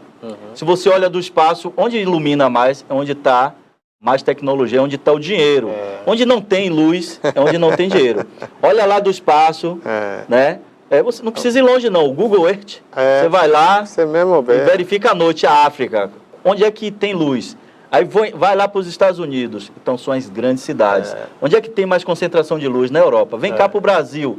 Tá ali São Paulo, Rio de Janeiro, um pouquinho lá em Brasília. Vem para o Nordeste. Você tem ali Salvador, região metropolitana. O resto são pontinhos de luz que Milton chama de pontos de luminosidade. Onde tem menos luz, ali está a periferia do dinheiro. E onde está o dinheiro, tem mais luz, tem tecnologia, tem mais ciência. Eu vou ficar nesse que tem mais luz. Agora, quem quiser, alguém vai querer brigar comigo e dizer, Roberto chamou Itabuna e a Bahia de periferia. Eu chamei não, Milton Santos chamou, aí quem for ousado... Não, mas ele tem razão. Quem for ousado nesse sentido, escreva tantos livros quanto ele escreveu e vai brigar lá com ele. Mas eu concordo com essa teoria, né? Até porque a concentração do dinheiro, né, é demonstrada por a tecnologia, realmente, e pela luz, pela luminosidade. Principalmente há pouco tempo atrás, que a gente tinha ainda milhares e milhares de pessoas nos estados aqui do Brasil, para não ir longe, né? Sem energia elétrica ainda, pleno século XX. Eu posso ser até periférica, mas minha cabeça está em outro lugar. Está onde tem mais luz. Nós somos, né? É isso aí. Siga a luz, viu? Siga a luz. Não dizem que Paris é a cidade da luz? Então, deixa eu ficar lá. Vamos embora para Paris, viu? Aliás, Milton Santos, o doutorado dele é em Sorbonne, né? Paris, cidade das luzes. Obrigado, Roberto. Um bom dia para você e até quarta-feira. Bom dia, até quarta-feira. Tamo juntos. Conversamos aqui com o mestre em Geografia, né? O nosso comentarista geopolítico Roberto José, o professor Roberto José, que também atua aí na área de segurança pública da Bahia.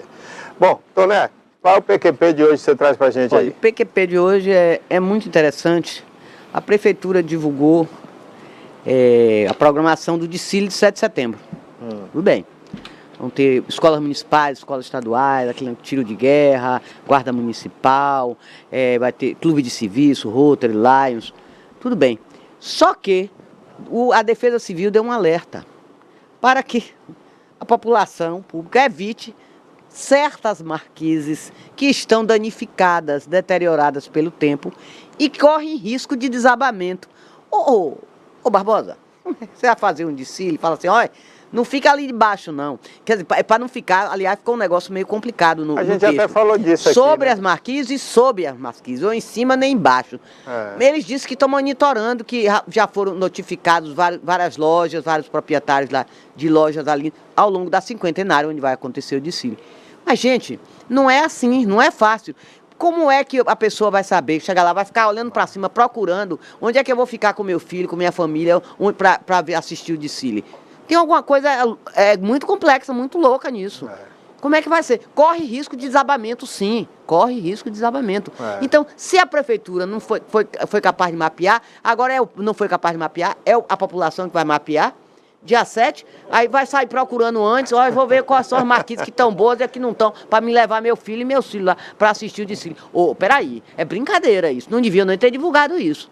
Ou então, se estão ruins, peraí, tem alguns locais que estão meio com risco de desabar, que eles falaram com corre risco de desabamento, colocasse interditasse o passeio, a calçada para ninguém ficar, simples assim, vai correr o risco, É terrível, viu? Mas isso foi fruto até da nossa entrevista. Nós fizemos essa entrevista com o Kaique, lembra da Defesa Civil? Da Defesa Civil, Nós alertamos para essa situação das marquises, né? E aí eu acho que ele foi ver em loco, viu, ficou preocupado. E com essas chuvas, você tem que ficar apreensivo mesmo, botar. Mas eu acho que eles vão interditar algumas marquises daquela para ninguém ter acesso. Exatamente, Barbosa, é isso que tem que fazer. Se foi notificado, não tem questão. Notificou, 24 horas não consertou, então você tem 30 dias, 15 dias, não consertou, fecha. Pronto, a prefeitura tem que fazer assim, dessa forma. E não deixar, notificamos, sim, e daí? Notificou, fiscalizou, voltou lá, e eles resolveram o problema, consertaram? Não. Então pronto. E agora eu vou fazer um desfile que é do porte do 7 de setembro, que é um desfile cívico aguardado por todo, não é só aqui Itabuna, é o Brasil inteiro, que gosta de ver, e é uma coisa realmente patriótica que a gente tem que realmente exaltar, não é isso? Então, fica difícil para a população levar lá, o pai de família levar seus filhos, sua esposa, todo mundo lá para assistir um desfile. Vai ficar lá, vai ficar em segurança total. Não existe isso. É verdade, é complicado, viu? E essa situação não é de agora, essas marquises... Isso que exatamente, Barbosa, não é de agora. Inclusive, eu já trouxe aqui uma época o Walter Miranda, que representava naquela oportunidade o Conselho Regional, o CREA, e ele já tinha mapeado essas marquises, já tinha passado na época... A prefeitura tem isso. O prefeito era Azevedo. Ele mapeou todas as marquises que estavam deterioradas, entregou na mão do Azevedo, prefeito de Itabuna, depois entregou o Vani, ninguém fez nada. Ninguém fez nada. Até o prédio que a prefeitura usa, Toné, que fica ali na Praça Olinto Leone, onde funciona a Defensoria Pública, a marquise está condenada pelo CREA. O próprio prédio que a prefeitura usa, imagine. Então, sim, agora você faz uma matéria dessa e faz assim, pede à população que, por favor, evitem ficar sobre as marquises, nem em cima nem embaixo. Mas, peraí, é brincadeira, você vai pedir ao povo para não ficar, e o povo vai sair procurando onde vai ficar, que é isso? Cabe à prefeitura interditar onde estão os lugares realmente mais cruciais, entendeu, Barbosa? E interditar, é isso que tem que ser feito. Exatamente. Bom, daqui a pouquinho eu vou falar até também sobre a situação de Ilhéus, que também é a mesma coisa, né? Recorre o mesmo problema aí. Vamos agora à nossa Raquel Rocha, nossa psicóloga aqui da TVI, que vai falar para você hoje mais um tema interessante. Vamos lá, Raquel, bom dia. Cadê a Raquel? Cadê a Raquel? Eu queria a Raquel. Né? Tá ponto não? Tá no ponto não? Bom, vocês mandaram chamar a Raquel, né? Então, quando tiver no ponto aí, vocês avisam, por favor. Bom, a Secretaria de Trânsito de Itabuna está deixando muito a desejar, Toné. Na questão do trânsito, na questão das sinalizações, na questão dos transportes coletivos urbanos, né? Principalmente, a população tem reclamado muito. E agora, com essa zona azul, a gente quer saber como vai funcionar. Já convidamos o Thales várias vezes, ele se nega a dar entrevista. Não sei se ele está com medo, o que é que ele está com medo de falar, não sei.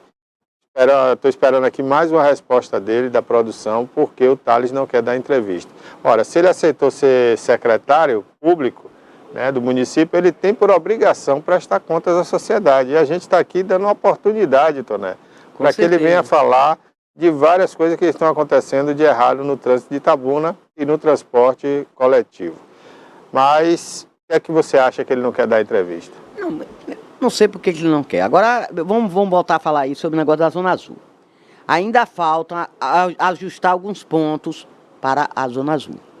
Um deles é uma questão de operacionalidade. Esse é o maior problema. Esse eles querem que não seja muito mecânico a situação, a operação. Para que mantenha os empregos. Manter, né? E gerar novos empregos. E gerar novos empregos. Senão não adianta. Tudo bem. E tem uma coisa também sobre repasse do município. Aí já é uma coisa mais que você tem que olhar, que o repasse eles estão achando pouco, o que a empresa vai repassar para o município. Seria de Estão quanto, estudando isso, né? O relator é Sivaldo Reis, o vereador. Seria de quantos por cento o repasse? Tem aí? 10% seria. É muito pouco. Muito pouco. Está sendo 10%. Eles querem mudar. E eu acho que está certo, tem que mudar mesmo. Eu acho, eu acho assim, viu, Toné?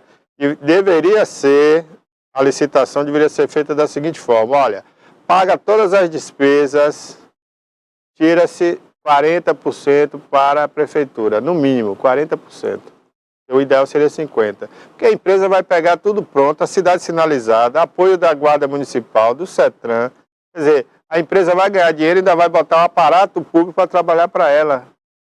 Então vai dar só 10% para o município? Só 10%. O projeto de Erasmo Dávila que apresentou, ele disse que o seguinte: o percentual mínimo de 10% deve ser calculado sobre a arrecadação líquida, que seja deduzido de impostos municipais, como o ISS, e não sobre a bruta, né? Como ocorre agora na legislação atual. Sim, mas aí o legislador... Esse Erasmo quer. Mas o legislador está fazendo a favor da empresa. Será que ele está ganhando alguma coisa da empresa? Que ele tinha que defender os interesses da prefeitura. Não, ele acha que esse percentual... A prefeitura deveria ser do bruto. Se for 10%, Toné, tinha que ser do bruto. Tinha que ser do bruto. Ele quer que seja sobre a arrecadação líquida. Agora, deduzido ainda dos impostos ainda municipais. Ele está defendendo a empresa aí, nesse caso, né? Porque, digamos, houve uma arrecadação de R$1 milhão. Do bruto, a prefeitura teria R$100 mil, certo? Do líquido, ela não vai ter R$100 mil. Aí é o problema. Então, o Erasmo está legislando a favor da empresa e não da prefeitura. Olha como é, rapaz, o trabalho desses vereadores de Itabuna. Sempre contra a população, nunca a favor da população. Isso, legislar desse jeito, é desastre. Esses legisladores estão lá só para ganhar dinheiro público, né? Usurpar o dinheiro público e não fazer nada. E a Zona Azul, a máquina de fazer dinheiro. Pois é, rapaz. Aí eu fico estarrecido quando eu vejo um vereador fazer uma proposta indecente dessa. Isso é uma proposta indecente. Ô Barbosa, e quanto mais demora a Zona Azul de voltar a funcionar, a entrar em funcionamento, quem funciona são os guinchos e a indústria de multas. Não é isso? Porque com a Zona Azul, Não, mas com a Zona Azul o guincho funcionou mais ainda. Sabe por quê, Toné? Eles botavam poucas pessoas para trabalharem. Aí você chegava, deixava seu carro lá, não tinha ninguém para lhe dar o ticket. Você ia correndo e ia procurar o monitor para pagar. Não, às vezes você ia numa farmácia, aí você demorava 5 minutos, a tolerância diz que você tem 10 minutos. Quando você voltava em 10 minutos, não tinha nem completado os 10 minutos. O carro já... Não, a moça deixava um papel lá como se você fosse infratora e já ia acionar um guincho para tirar seu carro. Então isso é um absurdo. Eu mesmo entrei 2 vezes contra eles no PROCON e ganhei as 2 vezes. Porque era um absurdo esse tipo de prática deles. Não contrata ninguém para economizar dinheiro e depois vai lhe punir por uma coisa que você não tem culpa. E agora eu vejo um vereador fazer uma excrescência dessa aí, querer legislar contra o povo. E olha que ele é presidente da Câmara, hein? Está legislando contra você. Você que votou e você que não votou nele. Então isso é um absurdo, ele está lá se achando que é presidente antecipado, né? Conseguiu antecipar a eleição, ele vai ficar lá 4 anos. E nós vamos aguentar até 2024. Até 2024 ele fazendo esses absurdos. Bom, depois disso aí, só tomando um calmante e chamar a psicóloga, porque senão a gente não aguenta com isso. Raquel, bom dia. Vasto que ultrapassa qualquer entender. Entender é sempre limitado. Mas não entender pode não ter fronteiras. Sinto que sou muito mais completa quando não entendo. Não entender, do modo como falo, é um dom. Não entender, mas não como um simples de espírito. O bom é ser inteligente e não entender. É uma bênção estranha, como ter loucura sem ser doida. É um desinteresse manso, é uma doçura de burrice.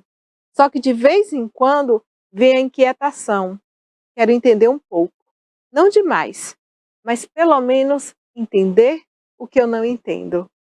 Clarice Lispector, a descoberta do mundo. Obrigada, Raquel Rocha. Agora eu vou entrevistar aqui a deputada estadual, mulher, mãe, candidata agora à federal. Bom dia, Thalita. Bom dia. Nieta também, que vai estar me ajudando nessa entrevista, né? Sim, senhora. Então, a princípio, Thalita, eu gostaria que você me contasse um pouco sobre você.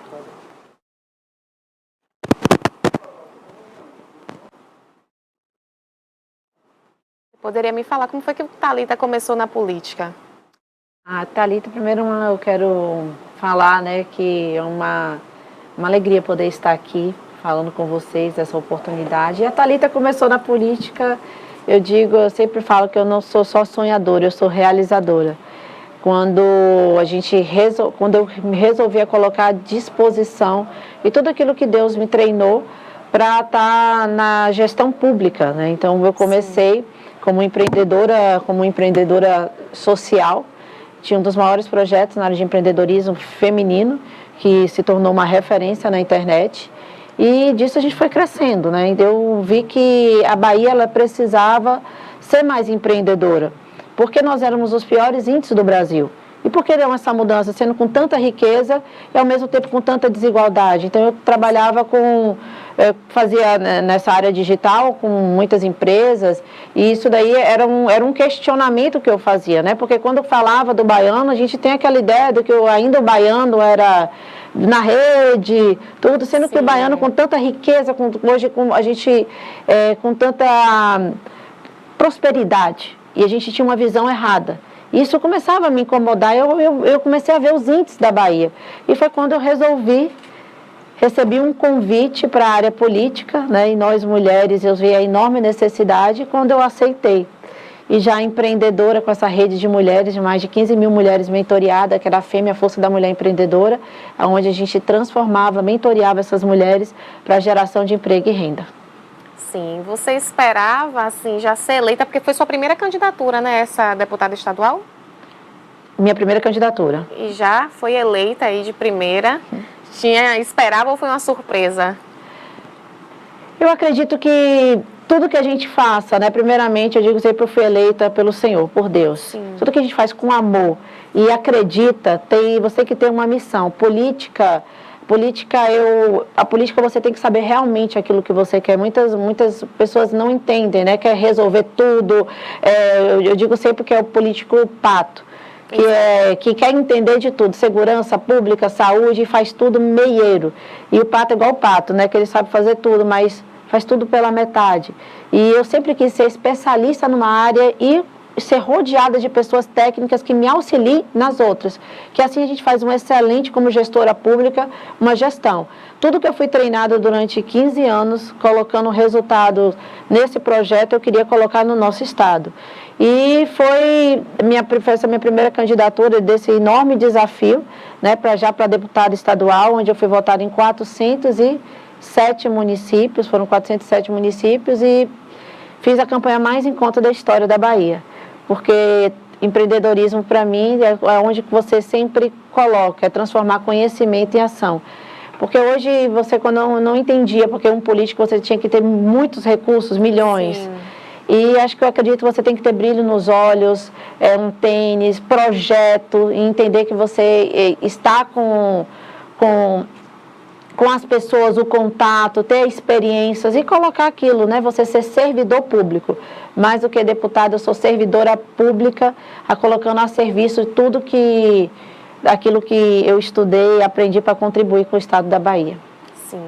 Falando em contribuir, Thalita, você como deputada estadual, eu queria que você me contasse um pouco da sua atuação durante esse mandato legislativo. Minha atuação dentro do mandato legislativo, né, eu sou da base do governo federal, onde eu fui eleita, tem sido de muitos desafios, né, com a luta hoje que a gente tem do governo do estado, que hoje como oposição ao governo do estado, dentro da Assembleia Legislativa, os recursos são extremamente limitados, e onde eu trabalho com o governo federal para trazer os projetos para cá, onde minha caminhada foi a primeira mulher, né, no primeiro mandato, sentar na mesa diretora, e agora sou ouvidora parlamentar da Casa, da Assembleia Legislativa. Os desafios são grandes, mas a comunicação, a boa notícia é que nós temos sim essa comunicação, que é possível a Bahia, nós mudarmos, fazermos essa diferença. Eu acho que a Thalita está aqui para provar que é possível. É possível que mulheres, que pessoas que queiram ocupar cargos, e a gente coloca muito desculpa, está ocupando os cargos, a gente está legislando. Nós fizemos, acho que eu fui uma das que mais propôs projetos dentro da Assembleia Legislativa, as indicações, trazendo recursos, trabalho com a primeira infância, toda a base da família, que eu acredito que a família, é através da família que nós vamos fazer a transformação de toda a sociedade, a projeto, a base, né, onde a família projeta o maior projeto de Deus. Então a gente cuida desde a criança, desde hoje do empreendedorismo, né, que foi um dos projetos do meu coração, que a gente começou, o meu primeiro projeto foi o Município Empreendedor, fazendo um estudo de todo o nosso estado, quais são os desafios, que cada região tem as suas particularidades, né? Não é a gente tratar o estado da Bahia é um país, é muito grande, então precisa ser tratado. Então a gente consegue abranger todas as áreas, mas focada, sempre voltada aos princípios e valores que eu acredito para essa geração. Com certeza. Você tocou em um ponto aí, né, que você estava me falando, que enquanto mulher política, mãe, você foi uma das mais atuantes, assim, em questão dentro desse seu mandato. Eu queria saber de você, a gente sabe que, infelizmente, o preconceito, principalmente contra a mulher, em cargos, assim, à frente, política, ou líderes de algum movimento, ainda é muito grande. Você sofreu, foi subestimada em algum momento durante seu mandato por ser mulher? Você sente a falta, assim, de mais mulheres na política, mais mulheres envolvidas com a causa? Eu sinto falta de mais mulheres, porque a gente criou um pouco até de um mito, que mulher não pode estar na política, o que é difícil. Eu acredito no posicionamento, né? Eu não vou te dizer nenhuma, porque eu me posiciono como mulher de respeito.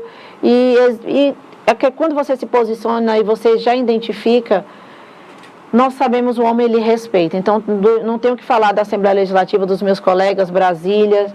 Eu luto, né, pela família. Então, não esse abuso, não. Mas, o que eu mais digo é que é a síndrome do impostor da mulher, dela acreditar nela como líder. Uma mulher, ela legislar hoje, que só o papel de uma mulher ela pode. Quando a gente fala da maternidade, você vive aquilo, você sente. Então, claro que hoje, quando eu tenho um colega, quando eu vou debater algum projeto com ele, eu tenho o quê? Autoridade ali, como mãe, de falar de outras mães. Hoje a gente tem tantos problemas dentro, né? Estou falando de uma mulher, né? O que Deus nos deu de gestar. E eu digo sempre, por que nós não estamos ocupando espaço de poderes? Qual é as nossas dificuldades, as nossas limitações hoje? Recurso, falta de incentivo, sim, mas hoje tem. Mas poucas mulheres, você viu, ainda se candidataram realmente a exercer cargos, estejam à frente ali. Eu digo, sempre quando pergunta, deputada, é difícil? Eu falei, bom, me fale uma coisa que não é fácil na vida, tudo é difícil. A política, ainda mais no nosso estado, é árdua. Mas você olha, tem guerra, mas tem vitória também.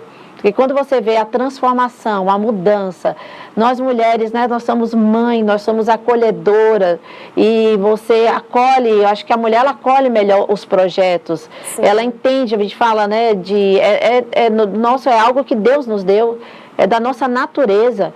Então, quando eu vejo muitas mulheres se tirando os espaços de poderes, eu falo, meu Deus, nós temos que estar ocupando esse espaço. Eu sou uma das incentivadoras das mulheres, mais mulheres na política. E acredito, eu fiquei muito feliz e surpresa que você, nessa eleição, eu estou vendo mais mulheres. Sim. Mulheres ali que mães, esposas, nós somos líderes, eu digo sempre, nós damos conta de tudo. Eu tenho um Davizinho, né, Davi, 2 anos, não é fácil, mas qual é a alegria da gente deixar um legado para a próxima geração? E Davi olhar para a mãe dele e falar assim que eu contribuí para que a gente faça uma Bahia melhor, um Brasil melhor. E todas as vezes quando eu saio de casa, eu digo sempre, filha, é por você que a mamãe está indo, mamãe está lutando, mamãe está trabalhando. E eu vejo mais alegrias hoje do que tristeza, porque depende muito do foco que você enxerga a vida. Então eu desafio, eu falo assim, vamos mulheres, a gente precisa mesmo de vocês, vamos nos candidatar a ocupar esses espaços, vamos ser autorresponsáveis naquilo que nós estamos fazendo, não vamos terceirizar mais, ficar culpando. Eu poderia estar reclamando, eu saí da fase do reclamadora para colocar à disposição do que eu contribuo, o que eu posso fazer. Com certeza. A nossa jornalista Tonela também tem perguntas a fazer para Thalita, que é deputada estadual e agora candidata a deputada federal.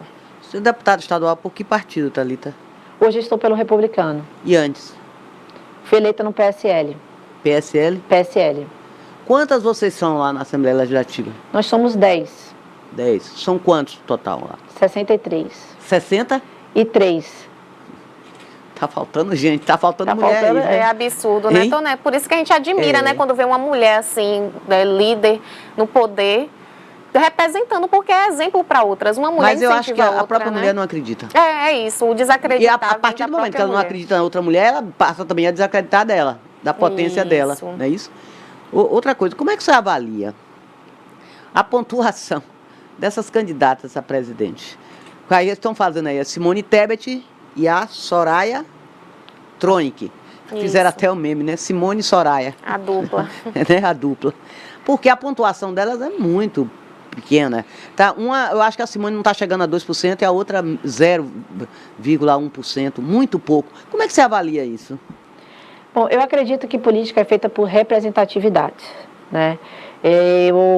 Vendo, né, o último debate, eu disse, não são mulheres que me representam. Está faltando mulheres mesmo, mães de coragem, como eu estou aqui com um tênisinho, que a gente resolve tudo. Eu sou dona de casa, sou deputada, sou mãe, esposa, filha. Que a gente entenda uma dimensão, porque quando a incoerência, falou nas duas, né? E uma das parlamentares, ela foi eleita pelo PSL, estava ao lado do presidente da República falando de uma incoerência de um fundo partidário, né? Falando de um fundo partidário, sendo que ela falou que não precisou na primeira campanha. E agora ela precisa, com o maior fundo partidário que tem, do partido dela. Então, ela realmente desconstruiu tudo aquilo que ela construiu. Porque coerência é o seu maior capital na política, você manter a coerência. Então, quando eu vi, porque ela foi eleita no meu partido, eu vi a falta de representatividade ali, nenhuma dessas próprias candidatas, que se atropelou num discurso que nem... Não, como uma diz que, né, do lado feminista, de arrumar a casa, não, política é feita com responsabilidade, é uma guerra, e uma guerra que a gente precisa de respeito, ocupar nossos espaços, mas a mulher é líder por natureza, ela não precisa provar nada, ela precisa entender quem ela é, porque se nós entendermos que cada mulher, nós tirarmos isso, nós temos leis demais, nós precisamos fazer cumprir leis.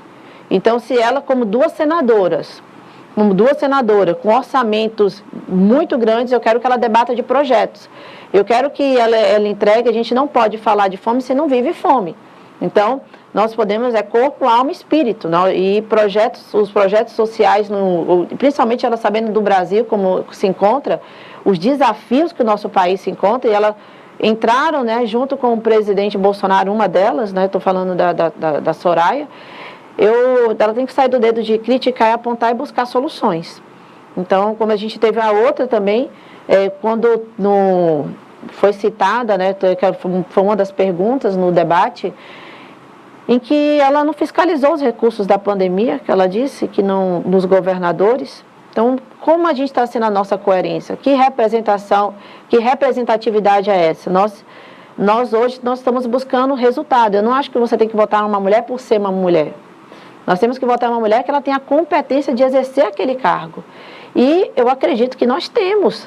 E tem muitas mulheres. A gente tem que tirar essa ideia dessa que colocaram que a política é um mito, é suja. Não, tudo é difícil. Nós temos que legislar, cumprir essas leis que já estamos aí, cumprir leis. Eu acho que precisava de um revogaço, tirar tudo e começar a exercer esse papel que a mulher, com a natureza dela, já tem. Então, eu sou uma incentivadora, não represento essas duas candidatas que estão ali, que, né, de uma maneira geral, acredito até pelo número tão baixo, né, A pontuação está fácil. Na pontuação tão baixa, porque mulher vota em mulher. Não acho que seja. Nós somos incentivadora de mais mulheres que representam. A política ela é feita de representatividade. Se nós não temos hoje representatividade, nós nos afastamos. Então, hoje eu tenho fico muito feliz da Thalita, né, eu estou mostrar para algumas mulheres, quem me conhece sabe da realidade, e eu não distancio dela. Porque quanto mais hoje a gente está precisando de pessoas que têm um discurso verdadeiro, que é real. As pessoas querem ver a realidade, que exerça, que tenha autoridade e conhecimento daquilo que elas estão falando. Né? Então, eu acredito que a representatividade da mulher ela vem a partir disso. E a Simone, inclusive, ela teve um comportamento muito feio na CPI da Covid contra a cientista Nise Yamaguchi. Foi muito feio que ela. Sim. Ela ficou muito mal na fita naquilo. Não que ela tinha que defender, mas ela tinha que, pelo menos, não deixar aquela agressão verbal que aqueles senadores fizeram contra a Nise Yamaguchi, que ela é uma cientista, uma mulher, tinha que ter um devido respeito. E primeiro que Simone Tebet não entende nada, não tem conhecimento científico para debater com Nise Yamaguchi.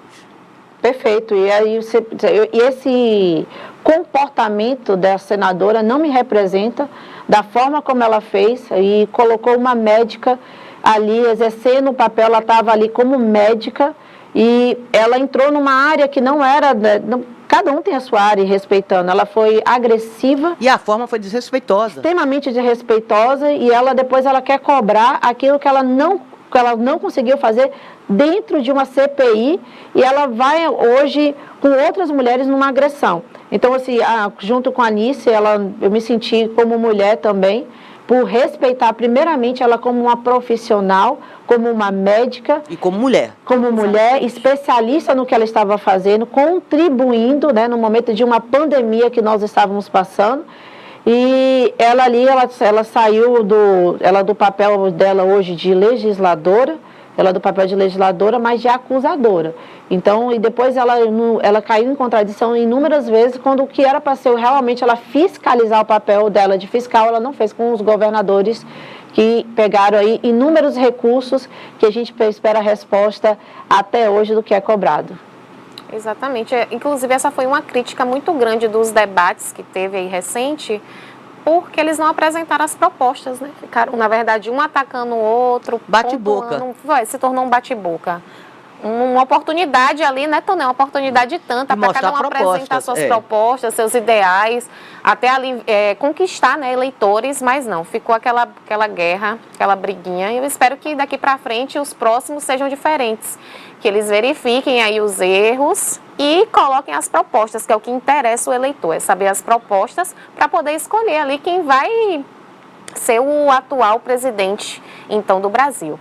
Falando nisso, em representatividade, Thalita, eu gostaria de saber qual é a sua bandeira dentro da política. Eu vi ali que você, pela praguinha ali, que é o atual presidente, né, o Jair Bolsonaro. E aí você, Thalita, qual a bandeira que você defende na política?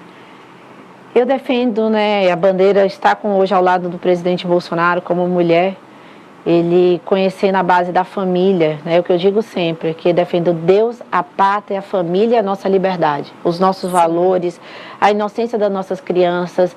E eu digo sempre que hoje está ao lado do presidente, da primeira-dama Michele Bolsonaro, me orgulha muito, está ao lado dos ministérios, que não é só o presidente, é o governo federal, é a missão que eu vejo em todos os ministros. É a palavra missão. Quando eu estou em Brasília, é missão. Trabalha muito todos os ministérios. Eu acho que eu sou uma das parlamentares que mais... Eu sou uma estadual federal. Estou sempre lá e buscando os projetos. Né? A gente teve 2 anos de pandemia e eu vejo a luta do presidente. Eu vejo a luta, eu acompanho ele, né? Desde 2000. Quem acompanha o presidente Bolsonaro, como eu disse a vocês, o maior capital de um político é a coerência. Você vê o discurso dele de vereador a presidente da República, é o mesmo discurso. Então, essa luta por esses direitos, por esses... hoje, de colocar como patriota, né? Eu digo sempre que eu sou muito patriota.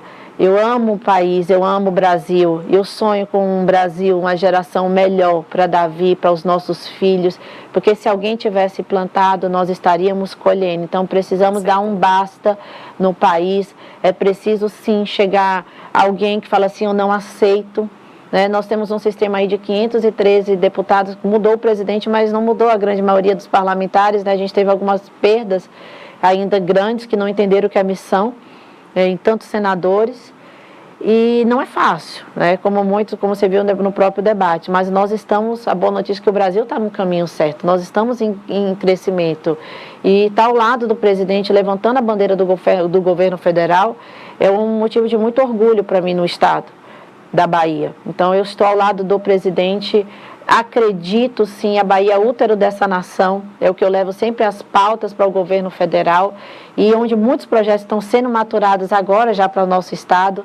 Existem erros, como todos os governos, ministros, sim, eu digo, mudou o presidente, mas como é que é a mentalidade dos outros deputados? Você não pode mudar em 4 anos, eles ficaram lá 14. É verdade. Não pode, Em 14 não resolveram, pioraram, então em 4 como é que Bolsonaro vai resolver? Ele está organizando toda uma casa, a gente está numa crescente, o governo, o presidente estava até numa entrevista agora falando, a gasolina está sendo a mais em conta de todo o mundo, A gente fala em outros países, hoje a gente tem a gasolina mais barata. O presidente Bolsonaro, a gente está tendo uma mudança e uma transformação. Nós fizemos na pandemia o maior programa social que foi apresentado no mundo, que foi o auxílio emergencial. Ainda continua com o Auxílio Brasil. Então, e sem falar nos outros programas que a gente tem em todos os ministérios. A gente falando de mulheres, foi o presidente, foi debatido, que mais apresentou projetos e programas para as mulheres, para as crianças, projetos que eram paralisados. Então, como foi dito, como é que a gente constrói agora, ainda com 2 anos de pandemia, que a gente pode dizer que foi o mundo que parou em tudo, onde o presidente está empenhado o tempo todo, o nosso país foi o primeiro a trazer as vacinas. Exato. Não faltou. E foi o que mais vacinou também. O que mais vacinou, não faltou vacina. Não faltou vacina. Nós estamos à frente, sim. O mundo hoje está voltado para o Brasil. Nós somos o celeiro para as nações. O Brasil vai alimentar a fome no mundo. Nós temos potencial de 63% de alimentos no mundo. Então, é claro que o Brasil hoje se torna um alvo. Então, cabe a nós, como brasileiros, como patriotas, amarmos a nossa nação e cuidarmos dela. Cuidarmos das nossas crianças, cuidarmos de organizar essa geração. Então, não vai ser só só uma eleição, como muitos estão imaginando. Vai ser uma eleição que vai definir uma geração. Vai. E essa geração perdeu 2 anos. 2 anos aí na pandemia. Inclusive, Toné, na educação. Para recuperar, tem que correr. Foram 2 anos perdidos falando em educação, principalmente, que a Bahia foi reprovada no ranking de educação pelo INEP. Inclusive, a Bahia, se fosse um estudante, esse estudante seria reprovado 6 vezes. Isso é um absurdo. E eu queria saber, Thalita, de você, agora como candidata a deputada federal, o que você tem de proposta para a educação, para os jovens, hoje, estudantes, que é o futuro do nosso país, quem vai estar aí à frente comandando, quem vai ser nossos futuros parlamentares. O que você tem como proposta para a educação? A educação, ela é a base, A educação, através da educação que a gente consegue fazer a verdadeira transformação. Um dos maiores investimentos tem que ser na educação de base. Sim. Na educação do desenvolvimento da nossa criança ali, nas escolas integrais de cuidado dessa criança, o monitoramento do que essas crianças estão sendo, o que a gente está acompanhando numa didática delas, que é muito importante, sim, foi o que o governo agora está olhando, o que passava em outros governos, A gente tem uma geração aí de crianças que eu sou a favor da escola sem partido, sim, uma bandeira que eu levantei, e sou a favor das escolas cívico-militares, como a gente tem de uma educação. Escolas que buscam incentivo para que nós, como mães, estejam ali, a criança ela seja cuidada, seja amparada, porque é onde nós passamos a maior boa parte da nossa vida, também é na escola. Então, uma escola que tenha professores de qualidade, uma escola que tenha como eu digo sempre, eu estou lutada aqui no nosso estado pelo básico, que nossas crianças tenham a dignidade de você sentar, de você ter um transporte. Como a gente vê hoje, eu trabalho como eu te disse, com a primeira infância. Escolas de zonas rurais sendo fechadas, que não pode. Como é que uma criança acorda às 5 da manhã, ela vai ter um desempenho da mesma para chegar numa escola 2 horas, caminhando em estrada de chão? Escolas não se fecham, se abrem mais escolas. Uma educação de qualidade, usando tecnologia, para que essas crianças sejam inseridas também ter a oportunidade de estar com mais tecnologia no mundo digital hoje. E a gente tem perdido, foi o que aconteceu na pandemia. Nós não tivemos professores treinados na tecnologia, porque tinha crianças que um pai tinha um celular dentro de casa, não tinham condição de estudar e muitos nem até não sabiam. E muitos professores, porque não vem hoje o Wi-Fi Brasil, em alguns espaços não tem, então a gente tem que trazer tecnologia para as escolas. Nós temos que, essa educação de qualidade, buscar e principalmente trazer emendas, entendendo a área da educação de uma maneira como vice-presidente da Comissão de Educação na Assembleia Legislativa, me entristece muito. Nós temos o pior índice do Brasil. Sim. Algo tem de errado. E que hoje a gente está os professores estão vendo a grande realidade hoje, que eles estão lutando e o que o nosso governador do estado não libera, não apresenta, que o presidente Bolsonaro já tenha liberado para os professores. Para que hoje o professor, a qualidade de uma educação começa com a base de investir nos professores, investir na educação das nossas crianças. Então, falar de educação é tão amplo. É tão amplo. E a escola integral? A escola integral é uma necessidade no nosso estado. Você defende isso? Defendo a escola integral para... Inclusive, eu sou mãe com um filho numa escola integral. Sim. Como é que está a qualidade das nossas escolas na escola integral para o estado da Bahia? Né? Como é que está as creches? Hoje também é importante nós falarmos. Creche seria solução, né? Também? As creches são poucas, né, para atender. Pouquíssimas creches nós temos hoje. Porque começa a educação daquelas crianças ali no ensino básico, o ensino fundamental de todas elas. Quando você fala de um ensino integral hoje no estado da Bahia, nós não temos. É uma realidade, nós não temos. E os poucos que tinham estão tirando. Então, hoje eu tenho pedido tanto aos prefeitos, tem chegado verba assim do governo federal para a área da educação, mas aonde está sendo investida? Então, nós precisamos que o governador, o próximo governador, que eu torço, né, que a gente está aí, com o secretário, que foi a pior educação do país, candidato agora a governo do estado. A governador do estado. Então, se não foi feito na gestão dele, vai ser feito agora? 4 anos de gestão. A educação é um leque, né? A educação, ela puxa aí segurança, cultura, porque quanto menos crianças nas ruas, menos crianças envolvidas com tráfico de drogas, com a criminalidade. Se você também tem uma escola que lhe fornece aí esporte, você vai ter criança motivada a estudar, porque ela quer alcançar aquele âmbito ali, aquele âmbito profissional. A gente vai descobrir talentos. Então, é muito importante, sim, a educação em tempo integral. Eu acho que essa é uma das pautas assim, que devem ser mais tratadas na Assembleia Legislativa e até mesmo com o governo do estado. Isso em âmbito Brasil, viu? Porque educação, Toné, não sei se você concorda comigo, mas a gente vê que a educação, está tudo movido dentro da educação. Se você fala de esporte, você vê ali que tem que ligar com a educação, é ter mais esporte nas escolas. Se você fala de segurança, para você tirar as crianças da rua, você precisa dar o quê a essas crianças? Educação, uma atividade, um lazer. Porque a escola não tem que ser também só a parte teórica, né? A diferença do colégio particular para o colégio de ensino público e municipal é essa. Porque a rede particular, a criança ela tem ali aquele leque de opções. Ela tem esporte, ela tem lazer na escola. E a rede pública não, tem deixado a desejar bastante, principalmente na área do esporte. As crianças, a desigualdade educacional foi absurda na pandemia, porque a gente vê aí crianças de escolas particulares foram prejudicadas, tendo um ensino ali remoto. Agora, bote aí na balança crianças de rede educacional pública e municipal, que nem o remoto teve direito. Então foram 2 anos. Não tinha acesso a nada, nenhuma ferramenta, nada tecnológica para estudar. Pelo menos para acompanhar, não tiveram. Não tiveram. Thalita, outra pauta assim, importante para se tratar é a segurança. A gente vê que o feminicídio é algo que tem crescido bastante, a violência contra a mulher. E eu queria saber de você, como candidata a deputada federal, qual a sua proposta para a segurança, para melhorar a segurança aqui da Bahia?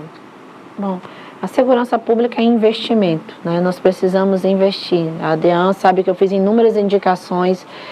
Falar de violência é uma realidade que a gente só muda, como eu te falei, a gente tem muitas leis, a gente precisa aplicar a lei. A Lei Maria da Penha nós temos aí, mas quando a mulher já é agredida e a política de prevenção é tão importante, acho que é mais até do que quando você já foi agredida e a gente já chegou no ápice.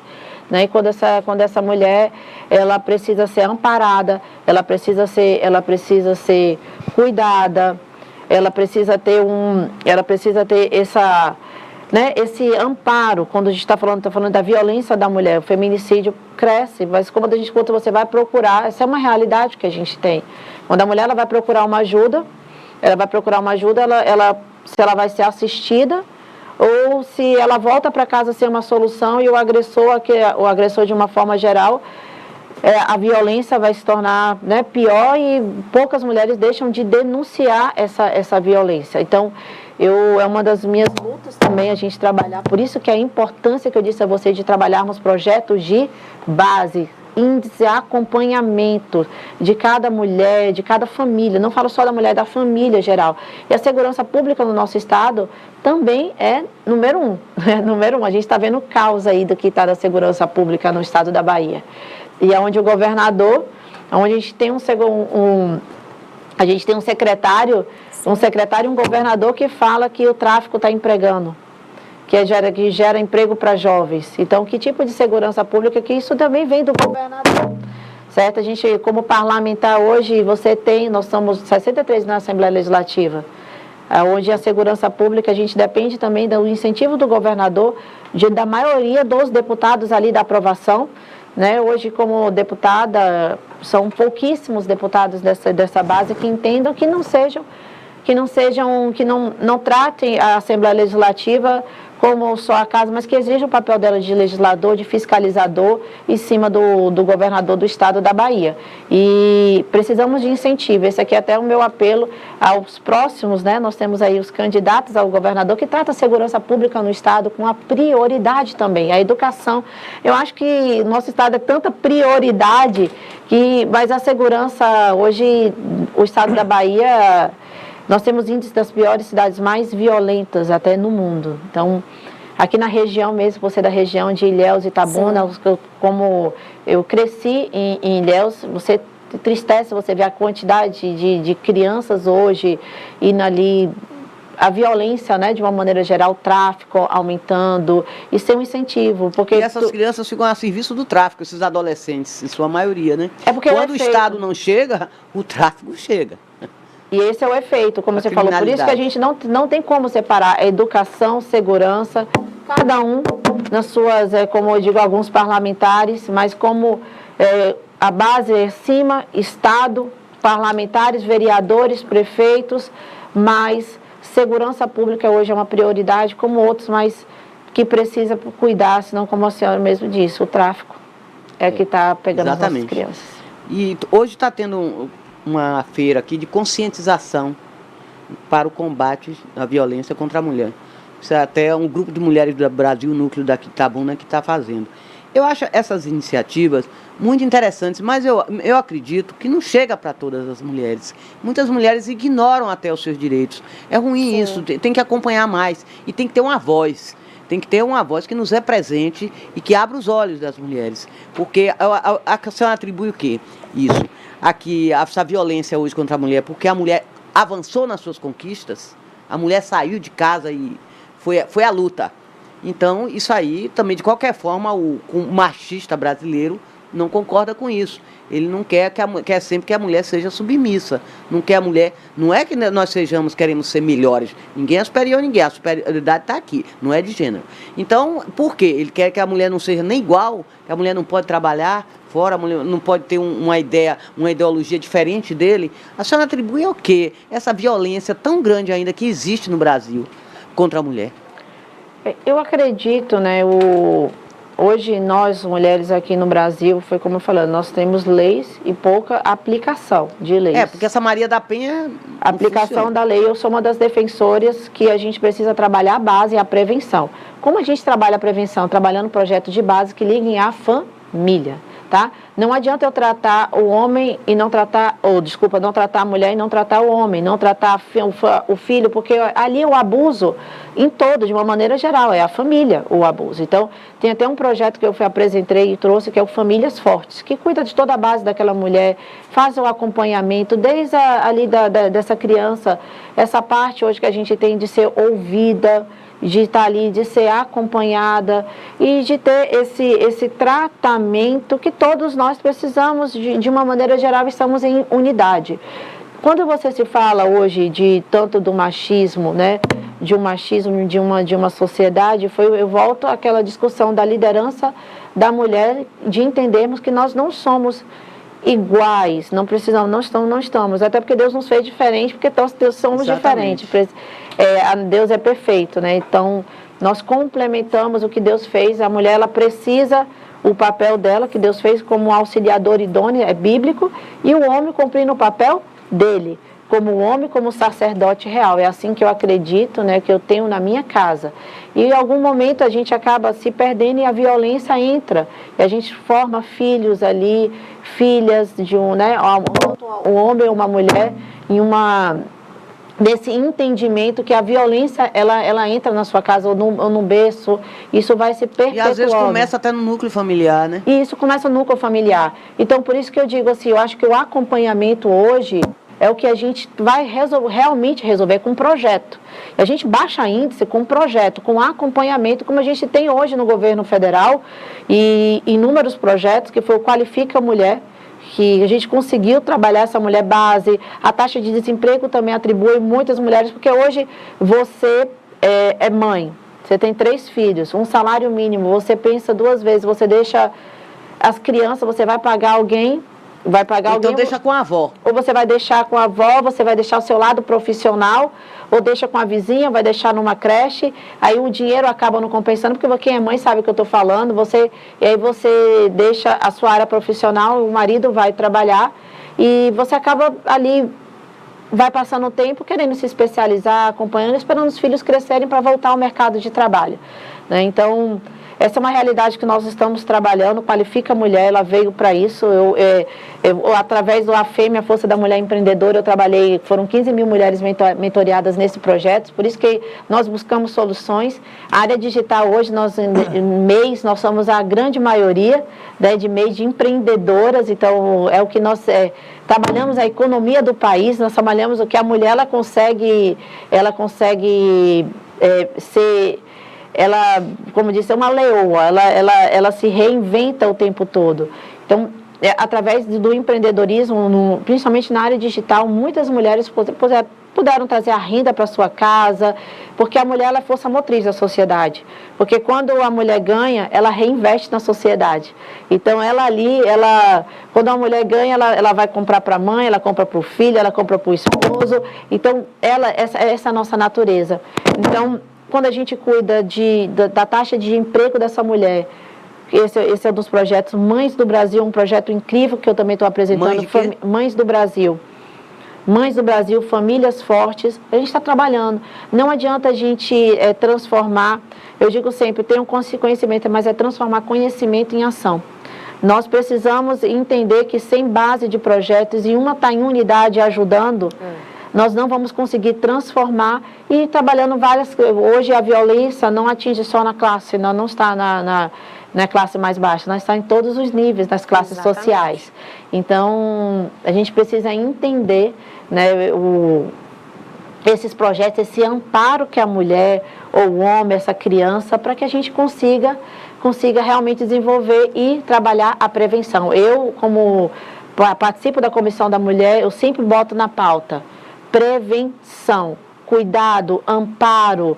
As DEANs mesmo, a gente precisa que mais mulheres, tenham mais mulheres também que entendam que hoje apresentei um projeto também de lei que mais mulheres elas entrem no serviço público como policiais, entendam. Sim. E a gente amplie hoje no estado da Bahia e que esteja em todos os municípios, né? Que é o nosso maior desafio, que tem município que a segurança pública Hoje nós somos vozes que a gente acaba sendo invisível, né? Invisíveis, mulheres que a gente tem até uma pauta que chama Mulheres Invisíveis dentro do governo federal. E o nosso desafio é tornar a voz dessas mulheres. Sim, agora veja bem, Thalita.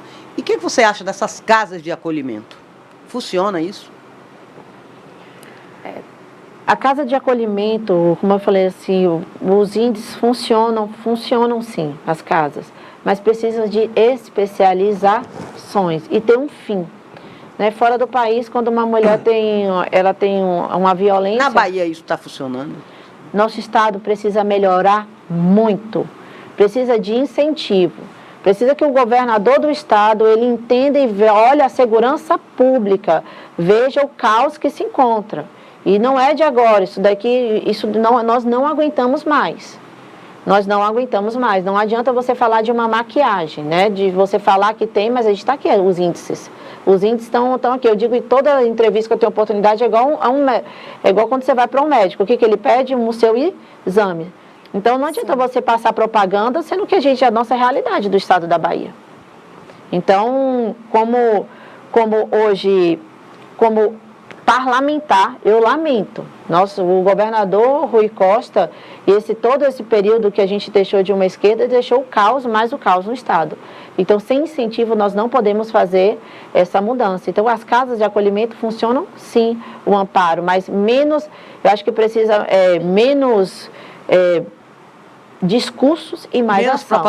Menos propaganda e mais ação. Né? Então, eu acredito que a informação leva a mulher. Claro, a gente tem os DISC hoje, né? A gente tem o amparo tanto para as crianças, para adolescentes. É importante denunciar, sim. Incentivo que mais mulheres denunciem. O governo federal, tanto a ministra Damares quanto a ministra Cristiane, nós temos inúmeros canais de denúncias, mas não abre mão hoje do governador do estado entender a verba que vem para que incentive na nossa segurança pública. Eu acho que o maior medo de muitas mulheres, inclusive, denunciar, é porque muitas vezes a denúncia não é só você tratar aquela causa da denúncia, chegar ali e intimar o agressor. É todo um cuidado, né? Ela precisa do acolhimento, ela precisa se sentir segura, porque são tantos os casos de mulheres que denunciam e depois o que acontece? Aquele mesmo agressor que foi ali intimado, que foi registrado a ocorrência, vai lá e comete algo pior, que é o crime, né? De matar mesmo, tirar a vida da pessoa. Então, eu acho que as casas de acolhimento e esse após a denúncia, é o principal que deve ser trabalhado aí para que mais mulheres se encorajem em denunciar. Porque eu já vi relatos, inclusive, de muitas, para mim mesmo, que falam, eu vou denunciar e depois a minha segurança. Então, assim, a segurança não é nem só, o medo delas não é nem só o agressor, é a falta de segurança também daqueles que deveriam dar segurança para elas. É uma situação bem difícil. E a Lei Maria da Penha não oferece segurança muitas brechas, né? E a gente fala da violência psicológica também, que pouco se fala, mas a violência psicológica, e quando chega a agressão, já chegou o ápice. Então, é por isso que é um dos meus projetos para vir como deputada federal. Isso aí seria a prevenção, né, Thalita? A prevenção. A mulher saber já distinguir ali que está tendo a violência psicológica, que ela já previne de acontecer o pior. Hoje, vou dizer assim, é uma das minhas maiores lutas. Eu estou saindo de estadual para ir para federal para buscar recurso. Sim. Para buscar recurso para incentivar principalmente isso, começa da violência psicológica, para quando chegar na agressão. Então, sem incentivo, sem a gente ir ali colocar e acreditar nesses projetos, nós não vamos mudar essa realidade. Com certeza. Eu queria, Thalita, que você desse suas considerações finais, como então candidata a deputada federal, para quem está aí acompanhando, se identificou, e para quem não se identificou, se identificar agora com o discurso. Eu quero a Thalita, né, como eu falo assim, hoje, de tudo aquilo que a gente falou, né, eu defendo. Primeiramente, minha identidade de serva e filha de Deus. Eu acredito, a Bahia é o útero dessa nação. E como útero, nós temos muito o que transformar. Aqui a Bahia abre o Brasil. Nós precisamos de mais pessoas de coragem, pessoas de bem, que entendam o poder da política pública de transformação que nós podemos fazer. E eu falo sempre, é Deus, a pátria, a família e a nossa liberdade. A nossa liberdade que nós temos hoje de cuidarmos dessa geração. Então eu peço assim, todos vocês que estão me ouvindo, que estão nos assistindo, que não sejam autorresponsáveis com o seu voto. Cuidem do voto. O voto é a transformação. Primeiro começa através dessa eleição aqui, A gente, depois de discutir tudo aquilo que nós estamos discutindo, é o reflexo. E como é que está o reflexo da Bahia? Como é que está o reflexo? É um espelho. Então, nós só vamos mudar com o voto. Nós vamos mudar fazendo essa transformação agora. E eu coloquei meu nome à disposição, estou trabalhando muito porque eu acredito. Eu acredito que o nosso estado da Bahia vai ser a maior referência no Brasil e para as nações.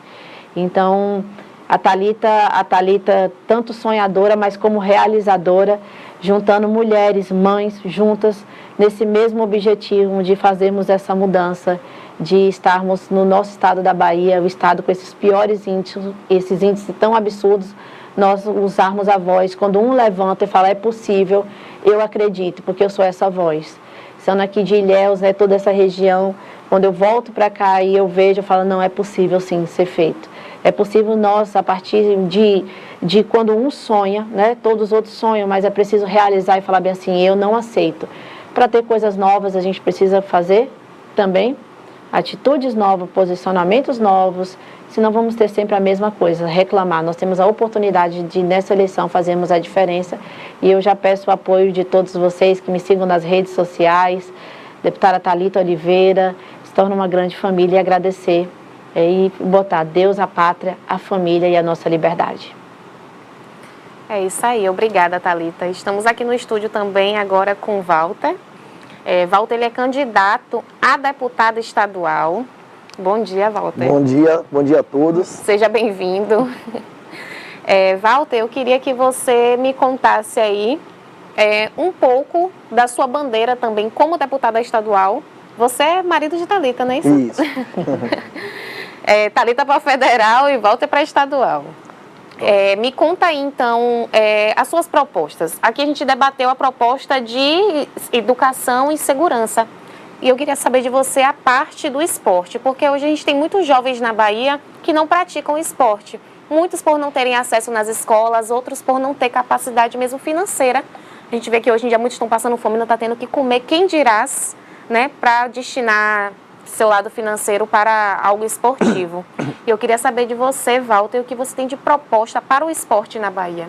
Pronto. Bom dia a todos. Quem não me conhece, sou Walter Peixoto. Como foi citado, sou esposo da deputada Thalita Oliveira. E nós entendemos a política como missão. Hoje estamos aqui lutando não só pela Bahia, como pelo Brasil. Quando nossa família se colocou à disposição de se inserir na política, é justamente para a gente fazer algo diferente. A gente não aceitava mais essa política tradicional Sim. que vem sendo praticada há anos no nosso estado e também veio sendo praticada há anos no nosso país. Então, assim, a deputada está concluindo o primeiro mandato dela de deputada estadual, uma deputada de oposição no estado, que é muito perseguidor, digamos assim, Sim. no qual quem faz oposição ao governo do estado não consegue praticamente desenvolver nenhum projeto. Então, se torna um mandato muito limitado de um deputado estadual de oposição. Pensando nisso, numa missão Bahia e Brasil, nós nos colocamos à disposição para a disputa desse mandato de estadual e federal, para que a deputada Thalita possa, em Brasília, através dos ministérios, trazer recursos para o nosso estado, e aqui na Bahia eu possa estar atuando justamente com esses projetos, executando Sim. esses projetos, sejam eles no esporte, na educação, na saúde, em várias bandeiras. Então ela vai estar em Brasília buscando recurso no Ministério na verdade hoje é o Ministério da Cidadania, que tem a pasta da Secretaria do Esporte, que antigamente era um ministério voltado apenas para o esporte, hoje é uma pasta do Ministério da Cidadania, então ela pode estar buscando esse recurso para nós atuarmos aqui no estado, desenvolvendo projetos voltados para os jovens. Excelente. Vocês estão pelo mesmo partido? Nós estamos pelo mesmo partido, republicano. Pronto. Toné, quer fazer uma pergunta para Walter? Quero fazer aqui uma pergunta para ele. Como é que você avalia esse governo aí? Isso que foi Wagner, 8 anos, né? Depois Ruiz, mais 8 anos. Como é que você avalia essas 2 décadas do PT tomando conta do governo da Bahia? Qual é a sua avaliação? Assim, eu acho desastrosa a gestão do PT.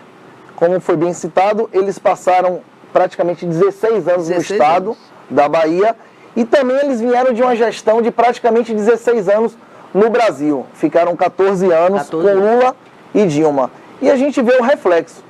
Quando o presidente assumiu o país, a gente viu os índices que nós tínhamos no nosso país, em todos os setores, e hoje é a realidade. Mesmo o presidente vindo de uma gestão que passou 2 anos de pandemia, que não foi apenas no Brasil, isso foi uma pandemia no mundo inteiro. Mesmo assim, a gente conseguiu reverter vários números e fazer com que o nosso país crescesse, principalmente no agro, que é a bandeira que eu mais acredito, que eu mais luto, que nós vamos mudar a realidade do nosso país através do agronegócio.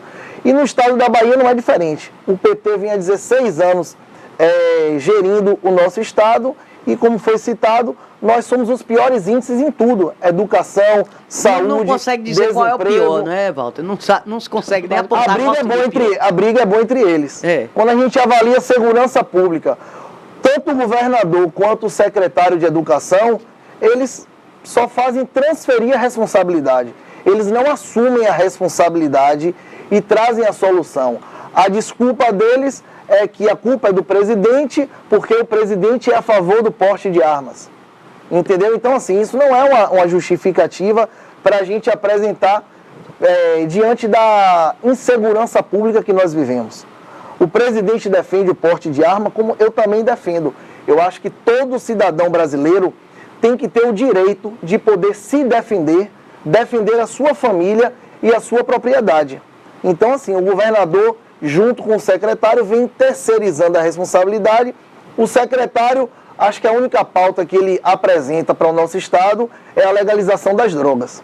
É a única coisa que a gente vê a gente vê a abordagem do secretário o tempo todo em relação à legalização das drogas, que eu sou totalmente contra. Sim, excelente. Eu queria que o nosso tempo, infelizmente, está curto, a gente tem 2 minutos para encerrar. Eu queria que você usasse parte desse tempo para fazer suas considerações finais. Quem sabe aí cair nas graças de quem está assistindo. Thalita falou muito, né? Thalita falou. Thalita tomou seu tempo. Mulher fala, né? Mulher fala. E antes até eu queria só porque Walter, deputado estadual, a gente falou, porque eu acredito muito na família, né? Nós temos 18 anos juntos, meu primeiro namorado, a primeira pessoa que vai criar a primeira namorada dele também. Então, nossa família acredita. E tudo que a gente coloca na nossa família, nós acreditamos da realidade. Walter é a pessoa que me acompanha em todos os projetos. E eu falei, não teria pessoa melhor de estar ocupando essa cadeira que a direita já conquistou e Walter está ali desenvolvendo esse trabalho na Assembleia Legislativa. E você representar em âmbito federal, né? Isso. Como ela acabou de citar, assim, foi um convite que veio de Brasília. Quando Thalita foi chamada para avançar para deputada federal, ela, como a gente entende a gente entende o governo, missão, prontamente ela aceitou esse desafio de sair para deputada federal e foi feito também o convite para que Walter viesse candidato a deputado estadual, para que a gente mantivesse a cadeira que a direita conquistou. Porque, infelizmente, o nosso estado vem sendo governado pela esquerda durante muito tempo. O reflexo, na verdade, o cenário político hoje da Assembleia Legislativa da Bahia, dos 63 deputados estaduais, 48 eram da base de Rui Costa, 15 eram chamados de oposição. Apenas 2, Thalita e mais um, realmente são direitistas, conservadores e patriotas, que lutam pelos mesmos ideais. Sim. Deus, pátria, família e liberdade. Os outros chamados de oposição, não vou dizer que mesmo estando na oposição, são direitistas, conservadores, patriotas e cristãos. Então eu acho que essa campanha, essa eleição é a oportunidade do eleitor poder avaliar cada candidato e peço a Deus que a gente possa eleger o maior número de conservadores. Com certeza. Não só na Bahia, como em Brasília também. A gente precisa trazer para a política pessoas conservadoras que possam lutar pelos mesmos ideais e propósitos. Com certeza. Eu quero agradecer a participação, desejar boa sorte casal, para a Thalita, né? o casal Obrigado. Walter, né? Que ambos consigam as suas vagas e alcancem a numeração de votos. E agradecer a você aí que acompanhou o programa desde o início. Quem não conseguiu acompanhar, às 13 horas tem a reprise, às 18 horas também. A gente vai ficar aí agora com Alerta Cidade, que é Denilton na bronca. Eu agradeço a você e desejo um excelente almoço. E amanhã estamos aí com Política na Veia, com Rui Machado e Ricardo Bacelar.